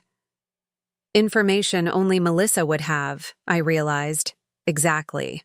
We believe she's been playing both sides, providing company information to this Veritas entity while also helping Garrett plan his exit, possibly with the intention of sabotaging him once Phoenix launched." This complicated narrative casts our situation in an entirely new light. What I had interpreted as a straightforward betrayal by Garrett, using our joint savings to buy a lake house for his mistress, might be just one thread in a more complex web of deception orchestrated by Melissa and whoever was behind Veritas Holdings. "We need to meet with Garrett," I decided, reluctantly, "not as adversaries, but as potential mutual targets of corporate espionage." Arranging the meeting proved challenging given the legal hostilities between us, but Thomas crafted a narrow cooperation agreement that would allow information sharing regarding potential third-party interference without compromising our respective positions in the ongoing litigation. We convened that afternoon in the neutral territory of Thomas's law firm. Garrett arrived looking noticeably diminished, the strain of Phoenix's struggles evident in his tired eyes and uncharacteristically rumpled appearance. "Thank you for agreeing to meet," he began, his usual bluster replaced by cautious formality. "I realize trust is in short supply between us." "Let's focus on facts," I suggested, keeping my tone professional. "We've discovered that Melissa has been selling information to an entity called Veritas Holdings for at least 8 months. Payments of $50,000 quarterly." Garrett's shock appeared genuine. "That's impossible. She's been with me since the beginning of Phoenix." "Not Phoenix," I clarified. "This began while she was at Bennett Technologies, long before your departure." We believe she's been working against both of us. I shared the evidence our team had compiled, including the transaction records and timeline of data access. Garrett's expression shifted from disbelief to anger as he processed the implications.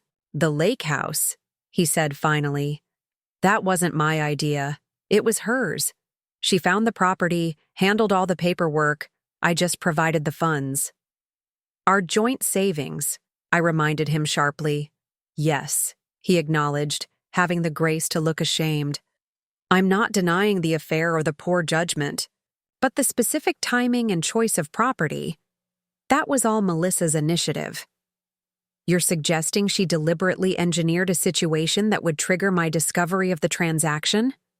Why would she do that?" Garrett spread his hands, helplessly. "I don't know, but it worked perfectly, didn't it? You revealed yourself as Meridian's CEO, took control of Bennett Technologies, and I was pushed into launching Phoenix with inadequate preparation. Meanwhile, she ended up with both a lake house and a C-suite position." The scenario held a disturbing logic. If someone wanted to disrupt both Meridian and Bennett Technologies, while simultaneously acquiring proprietary technical information, manipulating Garrett and me into open conflict would create ideal conditions for corporate espionage. "There's more," Garrett continued, sliding a folder across the table. "These are the emails allegedly from me to Andrea Winters. You can see they're designed to be offensive and dismissive, specifically targeting issues I knew she cared about." I examined the documents carefully. The emails did appear calculated to derail the Solaris Tech negotiations, written in a voice that exaggerated Garrett's worst tendencies toward arrogance. "Who had access to your email account?" I asked. At that time, my executive team, IT support, and Melissa, who managed my correspondence. The picture was becoming clearer, but key questions remained. Who was behind Veritas Holdings, and what was their ultimate objective? If disrupting our companies was merely a means to an end, what was the end goal? We need to identify who's behind. Veritas, I stated, and determine what they're planning to do with the technical information Melissa provided. I agree, Garrett nodded. But we have another immediate problem. Phoenix is effectively dead without Reeves's funding. My remaining developers are already receiving offers from competitors, and our temporary office lease expires next week. His predicament didn't particularly concern me, but the potential dispersion of Phoenix staff, who might have been exposed to compromised information, created security implications for Meridian. We could bring the Phoenix technical team into Meridian, I offered, calculating the strategic benefits. Not as a corporate acquisition, but as individual hires under appropriate security protocols. A rescue operation. Garrett's mouth twisted in a wry smile. My team was absorbed by my wife's secret company. Not exactly how I imagined this playing out. Ex-wife, I corrected automatically. And it's not about ego at this point. It's about containing potential damage and protecting innovations that rightfully belong to Meridian. After further discussion, we established a framework for salvaging what could be saved from the Phoenix situation, while continuing our joint investigation into Veritas Holdings. Garrett would step down as CEO, allowing the Phoenix employees to transition to Meridian without the complication of his continued involvement. As our meeting concluded, Garrett hesitated before leaving. For what it's worth, Victoria, I am sorry. Not just about the lake house, but for years of taking credit for your work, dismissing your capabilities, treating you as less than the brilliant strategist you are. I was so focused on appearing successful that I couldn't recognize true success when it was right beside me. The apology was unexpected and, I suspected, genuine. But it came far too late to repair what had been broken between us. We can work together to identify who's targeting our companies, I replied, keeping my focus on the professional matter at hand.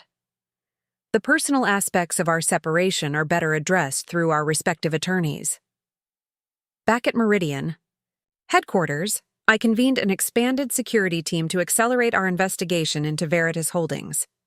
By leveraging our global resources and technical capabilities, we began systematically unraveling the complex ownership structure designed to hide the true beneficiaries. We've identified a pattern in the technical information Melissa extracted, our lead security analyst reported. It focuses primarily on our distributed authentication architecture and secure transaction protocols, essentially the security foundation of our entire platform.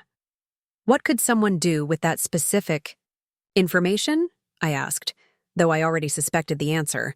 If combined with access credentials or exploitation tools, they could potentially create sophisticated backdoors into systems using our architecture, including those of our financial services clients.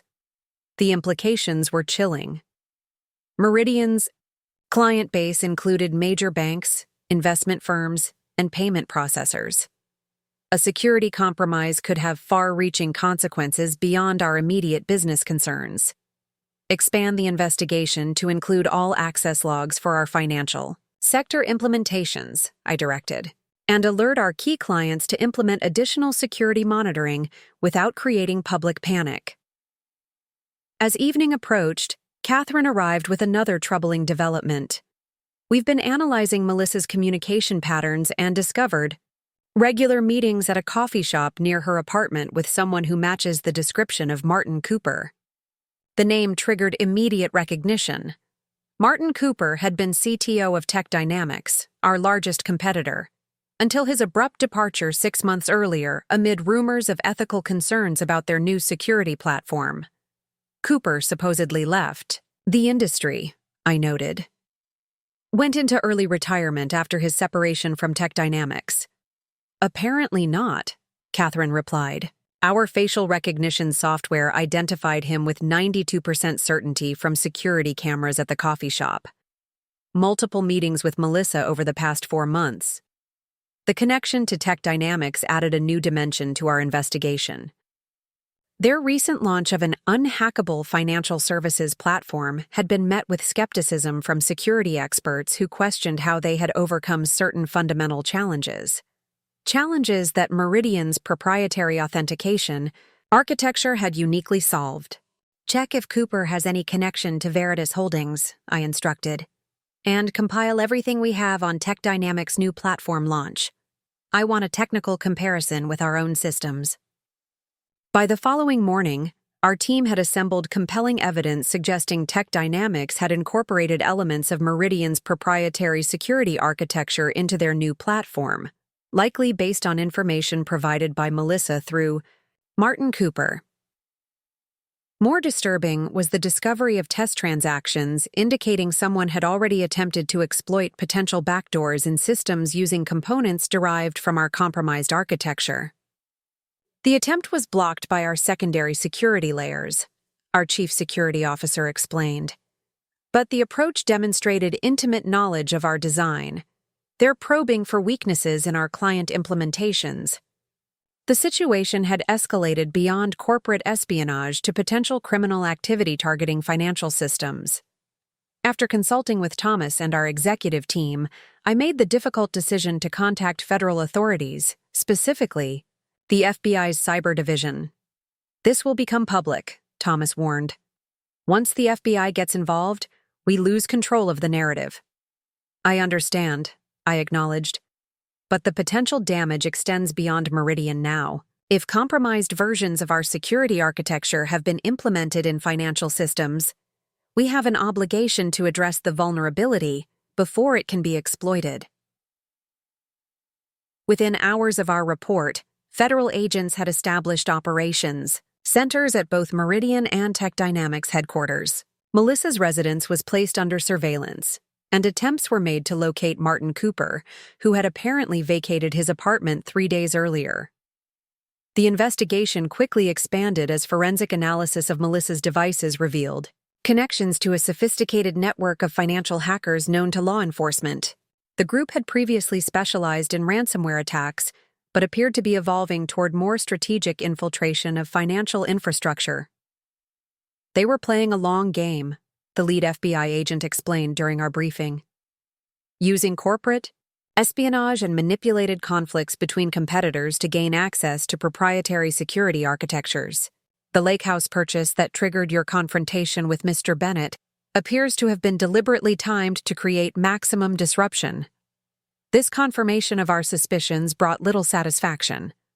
While it partially exonerated Garrett from the worst interpretation of his actions, he had been manipulated by Melissa, though his affair and poor judgment were still his responsibility.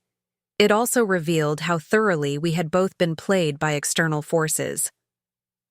As federal agents continued their investigation, I focused on mitigating potential damage to our clients and strengthening our security protocols.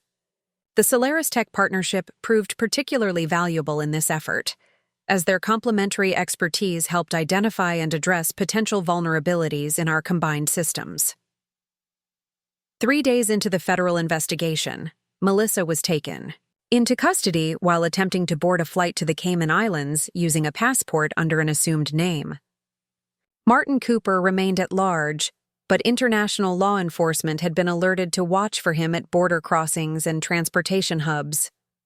Tech Dynamics found itself in an increasingly precarious position as evidence mounted that senior executives had knowingly incorporated stolen intellectual property into their products.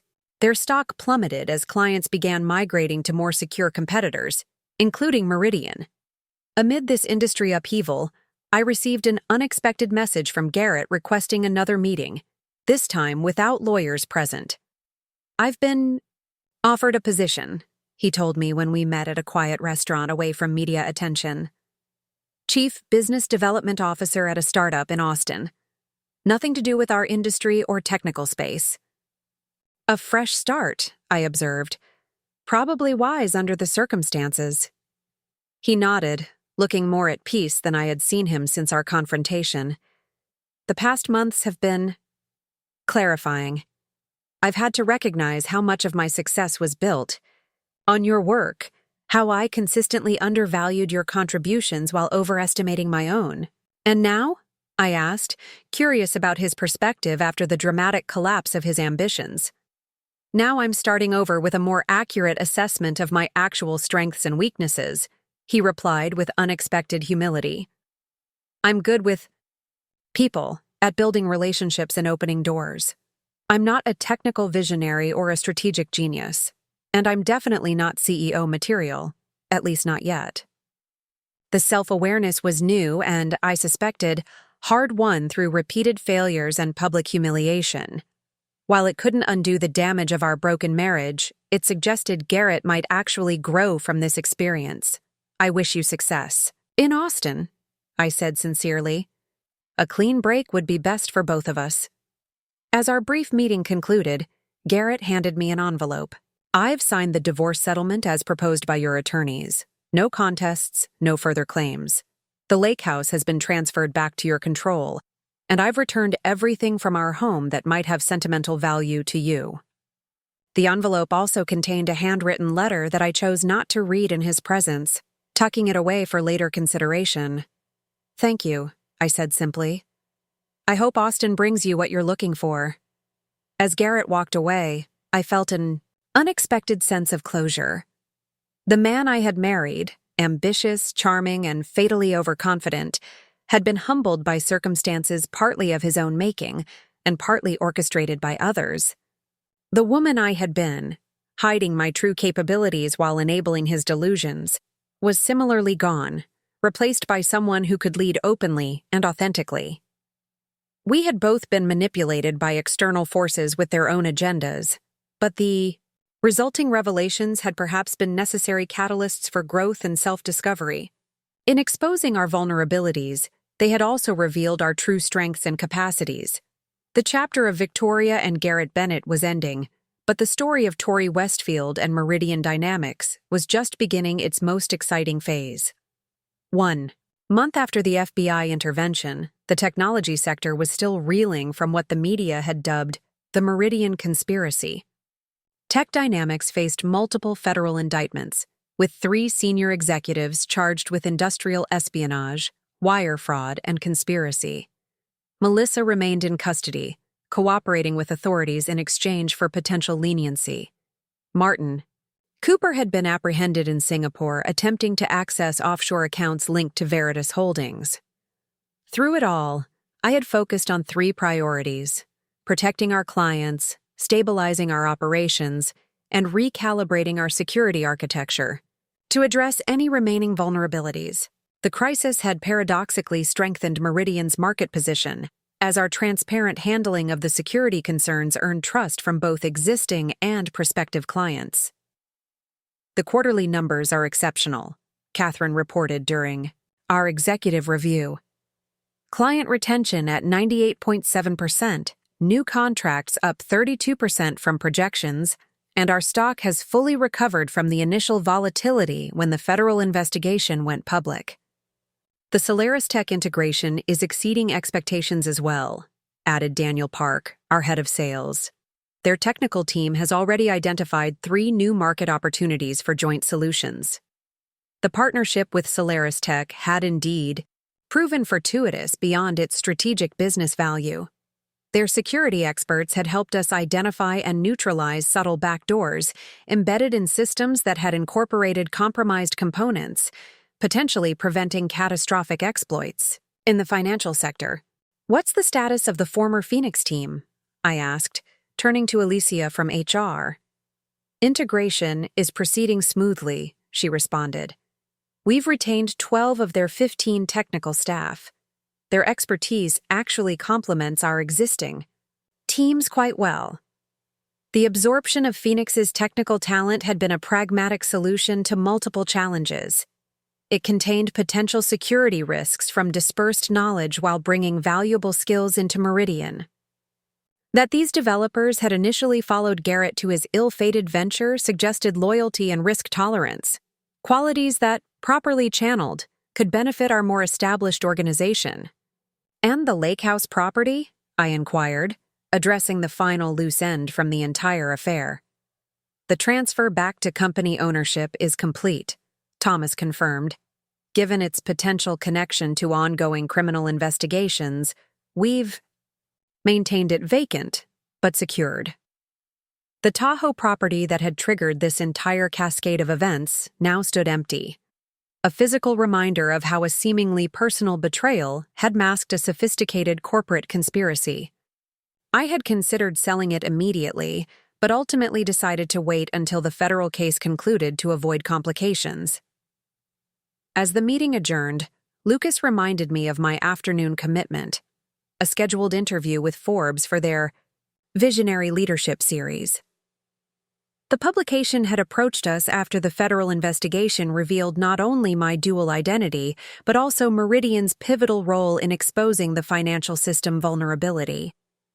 "They're particularly interested in the transition from hidden to public leadership," Lucas noted. The writer mentioned focusing on the strategic advantages of your stealth CEO period, as well as the challenges of integrating your dual identities. The interview represented another step in the ongoing process of redefining both myself and Meridian in the public consciousness. The initial sensationalism about the wife who secretly owned her husband's company had gradually given way to more substantive analysis of the business strategies that had built Meridian into an industry leader. Before heading to the interview, I took a moment to open Garrett's letter, which had remained sealed in my desk since our final meeting. His familiar handwriting covered several pages with a candor that would have been impossible during our confrontations. "Tori, I've written and rewritten this letter a dozen times, searching for the right words to express what needs to be said. Nothing seems adequate, but I'll try nonetheless. First, I want to acknowledge the full extent of what I failed to see during our marriage. It wasn't just your business acumen or technical brilliance, though those were impressive enough. It was your patience, your strategic vision, your ability to build something extraordinary while being consistently underestimated. You created an empire in plain sight, while I was too blinded by ego to recognize what was happening around me. The lake house situation, while manipulated by Melissa, still represents my greatest failure of judgment. The affair itself was inexcusable, but the casual appropriation of funds that weren't truly mine reflects a pattern of entitlement that characterized our entire relationship. I took credit for your ideas, dismissed your capabilities, and never questioned the source of the success I claimed as my own. When I started Phoenix, I genuinely believed I was the driving force behind Bennett Technologies' achievements. The humbling collapse of that illusion has forced me to reconsider everything I thought I knew about myself and my capabilities. I won't ask for forgiveness. What I've done doesn't warrant it. But I do want you to know that I recognize the truth. Now, you were always the visionary, the architect of whatever success we achieved together. I was, at best, a competent frontman who occasionally contributed useful connections and presentation skills. The position in Austin represents my attempt to build something authentic based on my actual abilities, not borrowed expertise or reflected glory. For the first time, I'll be judged entirely on my own merits, with no illusions about capabilities I don't possess. I hope the closure of our marriage brings you the freedom to fully embrace the extraordinary leader you've always been, without the constraints of hiding your light for the benefit of my fragile ego. With respect and genuine remorse, Garrett. The letter stirred complicated emotions. While nothing could erase the years of dismissal and betrayal, Garrett's acknowledgement of the truth represented a kind of resolution I hadn't expected. There was a certain symmetry to our situations now, both of us emerging from false identities into more authentic versions of ourselves. I placed the letter in a folder marked Personal Archives and turned my attention to the Forbes interview. The past was finally settled. My focus needed to remain on Meridian's future. The journalist who arrived for our interview was Jessica Chen, known for insightful profiles of tech industry leaders that balanced personal narrative with substantive business analysis. Her approach was refreshingly direct from the outset. Ms. Westfield, the dual identity you maintained for over a decade represents an unprecedented case study in alternative leadership models, she began. Was this always your intention, or did the strategy evolve over time? It evolved organically. From necessity, I explained. Initially, I simply recognized that Garrett's traditional tech visionary persona opened doors more efficiently than my more reserved approach. I intended to build our technical foundation while he handled the front-facing aspects of the business. When did this balanced partnership transform into your shadow control strategy? 3 years into our venture, when I discovered his first inappropriate relationship with an employee, coupled with financial improprieties. I realized then that his judgment couldn't be trusted with the company's future, but a direct confrontation would potentially destroy what we were building.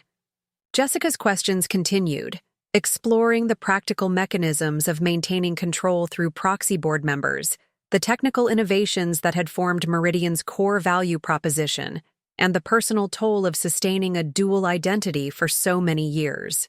Many commentators have framed your story as a feminist parable, the underestimated wife secretly controlling her dismissive husband's company, she noted. How accurate is that characterization? I considered the question carefully. There's certainly a gender component to how easily my capabilities were dismissed, both by Garrett and by many industry colleagues. Women in tech often face skepticism about their technical expertise that men simply don't encounter. But reducing this to just a gender narrative misses the broader business strategy. Meridian succeeded because we developed superior technology, while maintaining a lower profile that allowed us to move more nimbly than competitors. My invisibility was ultimately a strategic advantage. And now that you're fully visible as Meridian's CEO, we're leveraging different advantages: transparent leadership, consolidated operations, and strategic partnerships that wouldn't have been possible during the shadow period. Every phase of a company's growth requires different approaches. The interview continued for nearly 2 hours, delving into technical innovations, management philosophy, and future market strategies. Jessica's final question shifted back to the personal dimension that had captivated public interest. If you could go back to the beginning of your career, would you make the same choices? Create the dual identity, Build in the shadows. Mary. Garrett? The question gave me pause. I don't believe in regret as a useful emotion, I said finally. Each decision I made created learning opportunities and ultimately led to Meridian's current success. Even the painful revelations served an important purpose. But to answer your question directly, no, I wouldn't choose the exact same path knowing what I know now. I'd still build Meridian, but I'd find a way to do it that didn't require diminishing myself or enabling someone else's delusions of grandeur. As the interview concluded and Jessica departed, I found myself reflecting on this alternate path, one where Tori Westfield had never needed Victoria Bennett as cover, where my capabilities had been recognized and valued from the beginning. The fantasy was appealing but ultimately irrelevant. Our paths are shaped by the circumstances and limitations we face, and my response to those constraints has created something valuable despite, or perhaps because of, the challenges. My phone buzzed with a notification from Lucas. FBI update. Martin Cooper has provided testimony implicating Tech Dynamics CEO Richard Bailey in directing the espionage operation. Federal agents are executing search warrants at Bailey's residences and offices. This development completed the picture we had been assembling. Richard Bailey, Tech Dynamics' aggressive CEO, had orchestrated the entire conspiracy, recruiting Martin Cooper to manage the technical aspects, using Melissa to gather intelligence and drive a wedge between Garrett and me, and establishing Veritas Holdings as the financial conduit for the operation. Bailey's motivation appeared to be both competitive and personal. Tech Dynamics had consistently trailed Meridian in technological innovation, losing key contracts and market share despite their larger size and marketing budget. Additionally, Bailey and Garrett had a history of public rivalry dating back to their early careers, creating a personal dimension to corporate espionage. I forwarded the update to our executive team with a brief instruction. Prepare contingency plans for potential Tech Dynamics client migration as this news becomes public.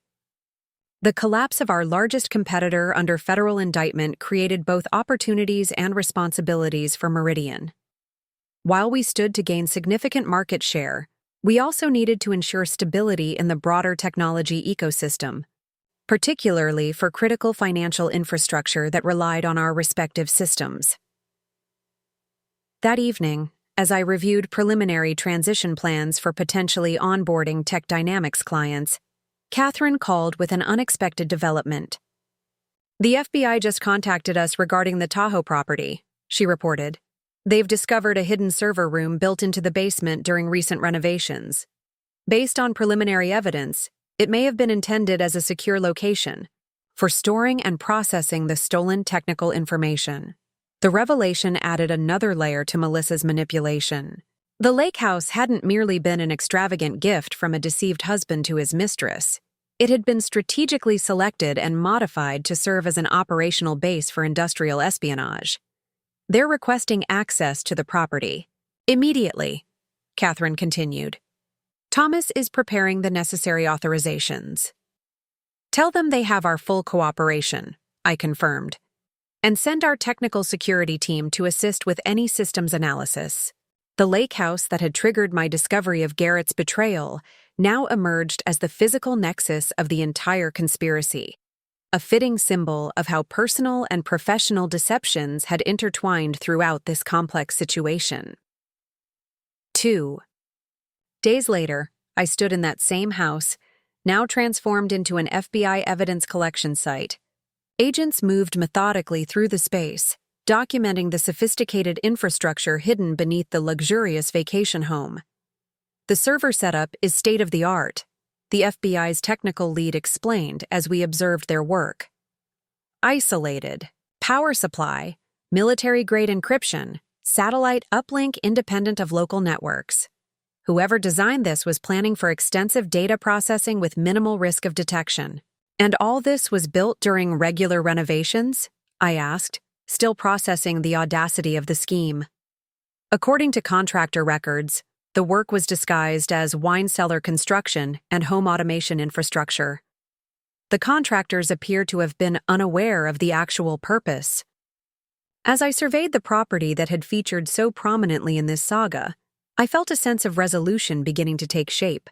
What had initially appeared as a simple case of personal betrayal, a husband spending joint savings on a mistress's beach house, had revealed itself as the visible tip of an elaborate corporate espionage operation. The emotional wounds remained real, but the broader context transformed my understanding of what had occurred.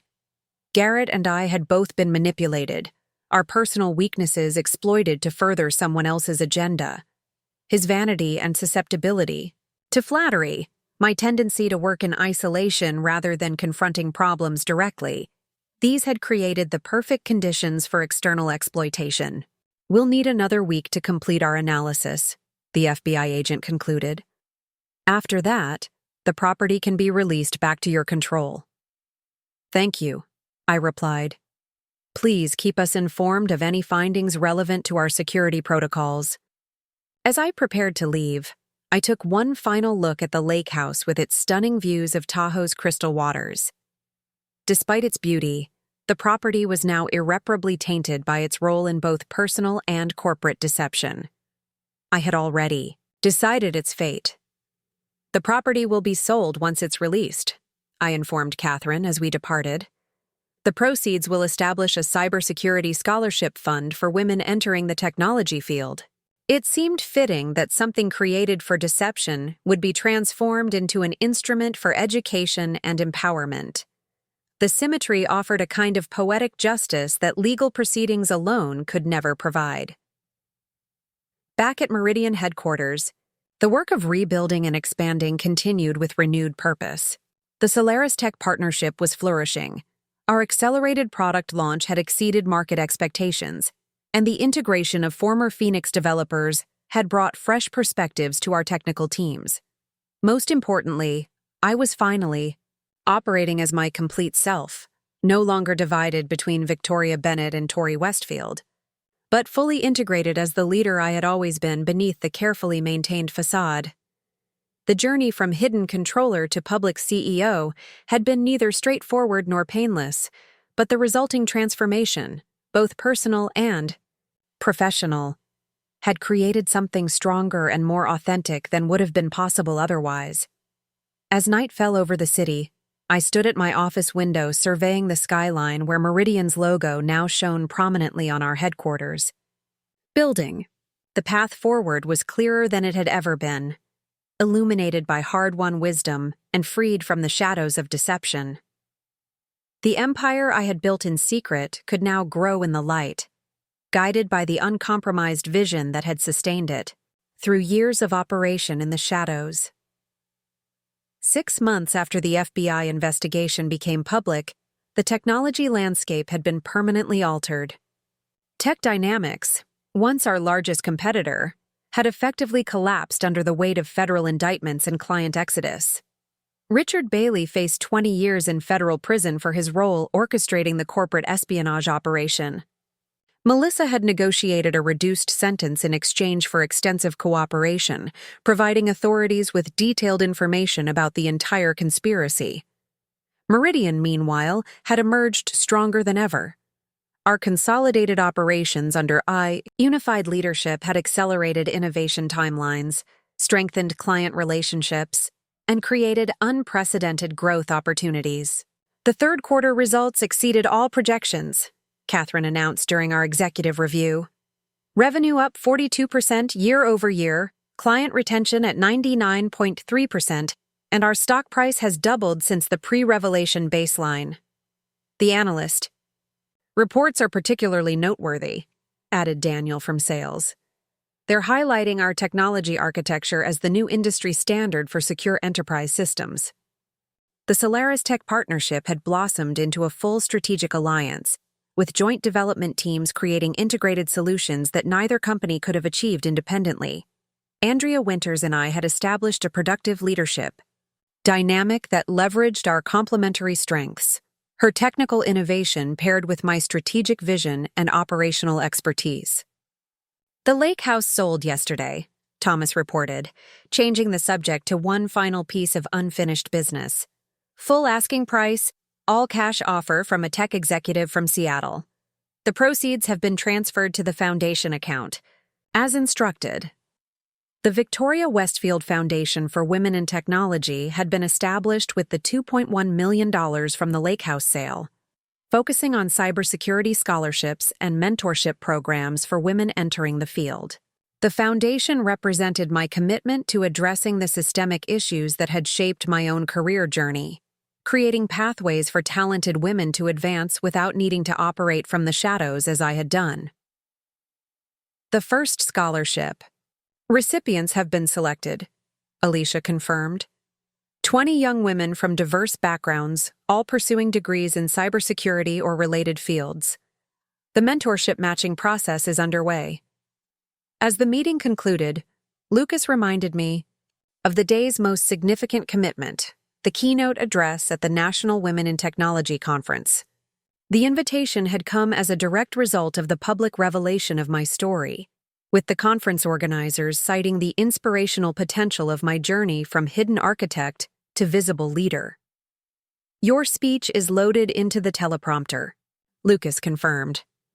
The venue is sold out, with overflow rooms also at capacity. Live streaming has already reached 50,000 advance registrations. The scale of interest was somewhat intimidating. While I had grown accustomed to public leadership over the past months, speaking directly about my personal experience remained challenging. The conference organizers had requested I address not just the business strategy behind Meridian's success, but also the personal dimensions of maintaining a dual identity for so many years. The car is waiting whenever you're ready, Lucas added, and the foundation team will be available backstage if you want to introduce any of the scholarship recipients during your remarks. The drive to the convention center provided a rare quiet moment for reflection. San Francisco's familiar skyline slid past my window, the same view I had contemplated countless times during the years of my divided existence. Now, however, I observed it through a single lens, no longer toggling between Victoria Bennett's perspective and Tori Westfield's strategic calculations. Ms. Westfield? The driver's voice interrupted my thoughts. We've arrived. The conference. Organizers had arranged a private entrance to avoid the media gathered at the main doors. As I was escorted through service corridors to the green room, I reviewed my planned remarks one final time, making small adjustments to ensure authenticity. The green room bustled with activity, event staff coordinating last-minute details, foundation representatives managing the scholarship recipients who would be recognized during the program, and a technical team ensuring all presentation systems were functioning properly. Ms. Westfield, a young woman approached, introducing herself as Jennifer Hayes, the conference director. We can't thank you enough for agreeing to share your story. The response has been unprecedented in our organization's history. I appreciate the platform, I replied sincerely. Though I'm still adjusting to discussing the personal aspects rather than just business strategy. That's exactly why your perspective is so valuable, Jennifer explained. There are countless women in technology who relate to different aspects of your experience, being underestimated, having their contributions minimized, feeling pressure to diminish themselves to accommodate others' egos. She hesitated, then added more personally, including me. I spent 5 years at a major tech firm where my male supervisor presented my research as his own at every conference and board meeting. Your story helped me recognize patterns I had normalized. Her candor reinforced my decision to speak openly about aspects of my journey I might have preferred to keep private. If sharing these experiences could help others recognize and address similar situations, the discomfort of public exposure was worthwhile. A production assistant appeared to escort me backstage as the introduction began. From the wings, I could see the massive convention hall filled to capacity, thousands of women, and some men, from across the technology sector gathered to hear perspectives on navigating an industry still working to address its gender imbalances. And so, it is my great honor to introduce our keynote speaker, the conference chair was saying. A woman whose extraordinary journey from hidden technical genius to visible industry leader has redefined what strategic leadership can look like in the technology sector. Please welcome Tori Westfield, CEO of Meridian Dynamics. The applause was thunderous as I walked onto the stage. I took a moment to survey the audience, diverse in age, ethnicity, and background, yet unified by their presence in an industry that often presented unique challenges for women. "Thank you for that warm welcome," I began, setting aside the teleprompter. To speak more directly, my journey to this stage has been unconventional, to say the least. For over a decade, I lived a divided existence, building and running a technology empire in secret, while presenting a carefully constructed public persona designed to avoid threatening male egos, particularly my husband's. A ripple of recognition moved through the audience.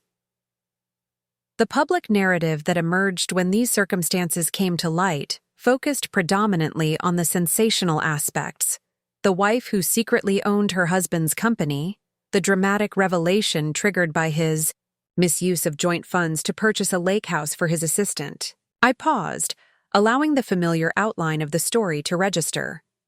That narrative makes for compelling headlines. But the reality was far more complex, with lessons about power, recognition, adaptation, and ultimately authenticity that extend beyond my specific circumstances. For the next 45 minutes, I shared insights about the strategic advantages and personal costs of my unconventional leadership approach.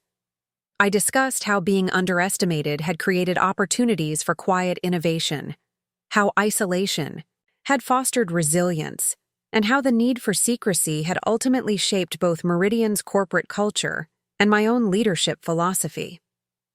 "The question I'm most frequently asked," I continued, "is whether I regret the years spent operating from the shadows. Would I make different choices if given the opportunity? The answer isn't simple." I moved away from the podium, adopting a more conversational stance at the front of the stage. The dual identity I maintained allowed Meridian to develop groundbreaking technologies while facing less competitive pressure than if we had operated in the spotlight. It enabled us to pursue long-term innovation without the quarterly pressures that often constrain public companies. In purely business terms, the strategy was extraordinarily effective. However, I continued, the personal cost was substantial, constantly diminishing my capabilities to maintain a non-threatening facade. Watching my innovations attributed to others without acknowledgement. Suppressing legitimate reactions to dismissal and disrespect. These experiences exact a toll that accumulates over time. The audience had grown completely still, many women nodding in recognition of experiences that mirrored aspects of their own careers. What I've come to understand is that while operating from the shadows may sometimes be strategically necessary, it should be a temporary adaptive strategy, not a permanent diminishment of one's capabilities and contributions. I introduced the scholarship recipients, inviting them to join me briefly on stage, 20 young women representing the next generation of technical leadership. The foundation established with proceeds from the lake house sale, that physical symbol of betrayal and manipulation, now funds opportunities for these women to advance in cybersecurity with mentorship and financial support. This transformation from instrument of deception to catalyst for education represents the type of alchemical change I believe is possible throughout our industry. As the scholarship recipients returned to their seats amid enthusiastic applause, I addressed the final theme of my remarks. The revelation of my dual identity was triggered by a personal betrayal that exposed business deceptions extending far beyond my marriage. What initially appeared as a husband purchasing a lake house for his mistress using joint savings ultimately unraveled as a complex corporate espionage operation targeting critical financial infrastructure. This experience taught me something fundamental about both personal and professional integrity. Systems built on deception, whether marriages, companies, or security architectures, contain inherent vulnerabilities that will eventually be exposed. Authenticity isn't just an aspirational value, it's a practical foundation for sustainable success. I concluded by addressing the women in the audience directly. Many of you have experienced versions of what shaped my journey, having your ideas dismissed or appropriated, feeling pressure to make yourself smaller to accommodate fragile egos, weighing the professional costs of confronting versus adapting, to systemic biases. What I want you to take from my unconventional path is not that operating from the shadows is ideal, but that you can leverage whatever position you occupy to build something meaningful, even when that position is constrained by others' limitations. My hope for each of you is that you find ways to advance without diminishing your authentic selves, that you create environments where the next generation of women in technology can succeed through visible brilliance rather than hidden maneuvering, that the strategies I employed become historical curiosities rather than necessary adaptations. The standing ovation that followed was overwhelming in its intensity and duration. As I acknowledged the response, I noticed a figure at the back of the hall that momentarily caught me by surprise. Garrett, standing respectfully near the exit. Our paths had not crossed since his departure for Austin 6 months earlier. His presence at this particular event was unexpected, though not entirely unwelcome. It suggested a level of growth and self-awareness that aligned with the sentiments expressed in his letter. After concluding the keynote and participating in a brief Q&A session, I made my way backstage where a reception with the scholarship recipients was scheduled. As I navigated through well-wishers and conference organizers, Lucas approached with a message. "Mr. Bennett is here," he informed me quietly. "He's requested a brief word if you're willing. He emphasized he completely understands if you decline." I considered the request carefully. While our professional and personal relationships had concluded definitively, there remained a certain symmetry in acknowledging the journey we had both experienced, albeit from vastly different perspectives. "I can spare 5 minutes," I decided. "Have him meet me in the small conference room off the main reception area." Garrett looked different when I entered the room, more grounded, less focused on projecting an image of success. His suit was well-tailored but understated, his demeanor respectful rather than entitled. "Thank you for seeing me," he began, maintaining a professional distance. "I wouldn't have intruded, but I'm in San Francisco for meetings with potential investors and saw the announcement about your keynote. I thought it might provide closure to hear about the transformations from your perspective." "How's Austin?" I asked, curious about his new beginning. "Challenging in the best ways," he replied with unexpected candor. "I'm working with limitations I never acknowledged before, but also discovering strengths I didn't fully appreciate. The startup is gaining traction, nothing like Meridian's scale, but genuine progress based on actual value creation rather than smoke and mirrors." His self-awareness appeared genuine, suggesting the painful lessons of recent months had indeed catalyzed meaningful growth. "I'm glad to hear it," I said sincerely. "Everyone deserves the opportunity to build something authentic." "Your speech was remarkable," he offered, "particularly the parts about transforming obstacles into strategic advantages. It reminded me of conversations we had years ago, before I started dismissing your insights in favor of my own inflated self-assessment." The acknowledgement of his past behavior came without expectation of forgiveness or reconciliation, simply a recognition of truth that had been long overdue. "The foundation scholarships are an inspired touch," he added. "Converting that property into educational opportunities represents the kind of strategic thinking I should have recognized sooner." Our brief conversation concluded with a simple handshake, professional, respectful, and final. Whatever connection had once existed between us had been transformed through painful experience into something else entirely. Not friendship exactly, but a mutual recognition of the journey that had led each of us to more authentic versions of ourselves. As Garrett departed, I rejoined the main reception where the scholarship recipients were networking with industry leaders. Watching these young women confidently discussing their technical specialties and career aspirations, I felt a profound sense of purpose in creating pathways that hadn't existed when I entered the field. Ms. Westfield, one of the recipients, approached, her expression earnest. "I wanted to thank you personally. Your story helped me understand that I don't have to choose between being technically brilliant and being a strategic leader. You've demonstrated how those capabilities can reinforce each other." Her words crystallized something I had been processing throughout this transitional period. My journey from hidden technical genius to visible strategic leader wasn't merely a personal evolution. It represented a potential template for integrating capabilities too often treated as mutually exclusive, particularly for women in technology.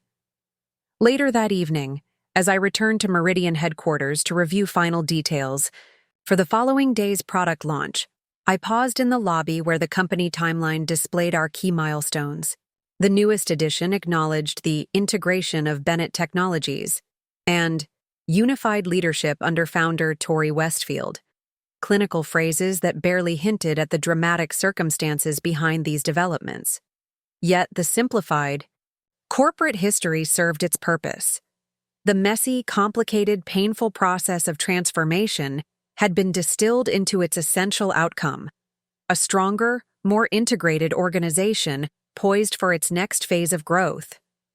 In many ways, this paralleled my own journey.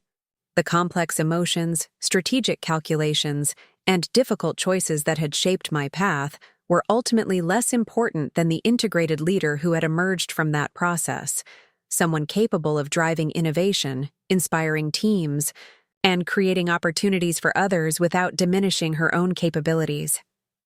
As I looked out from my office window at the city lights coming on across San Francisco, I felt a sense of completion that transcended the particular circumstances that had brought me to this moment. The empire I had built from the shadows now thrived in the light, guided by unified purpose and authentic leadership. The final chapter of Victoria Bennett had concluded, but the continuing story of Tori Westfield and Meridian Dynamics was just reaching its most promising beginning. Whatever challenges lay ahead would be faced with the full integration of technical brilliance, strategic vision, and hard-won wisdom, capabilities no longer divided between separate identities, but united in service of creating something truly extraordinary. Looking for more? We've got 2 amazing stories ready for you right on screen. If this one touched you, these are absolutely worth your time. Click to watch them now, and hey, subscribe and hit that bell to never miss our latest uploads.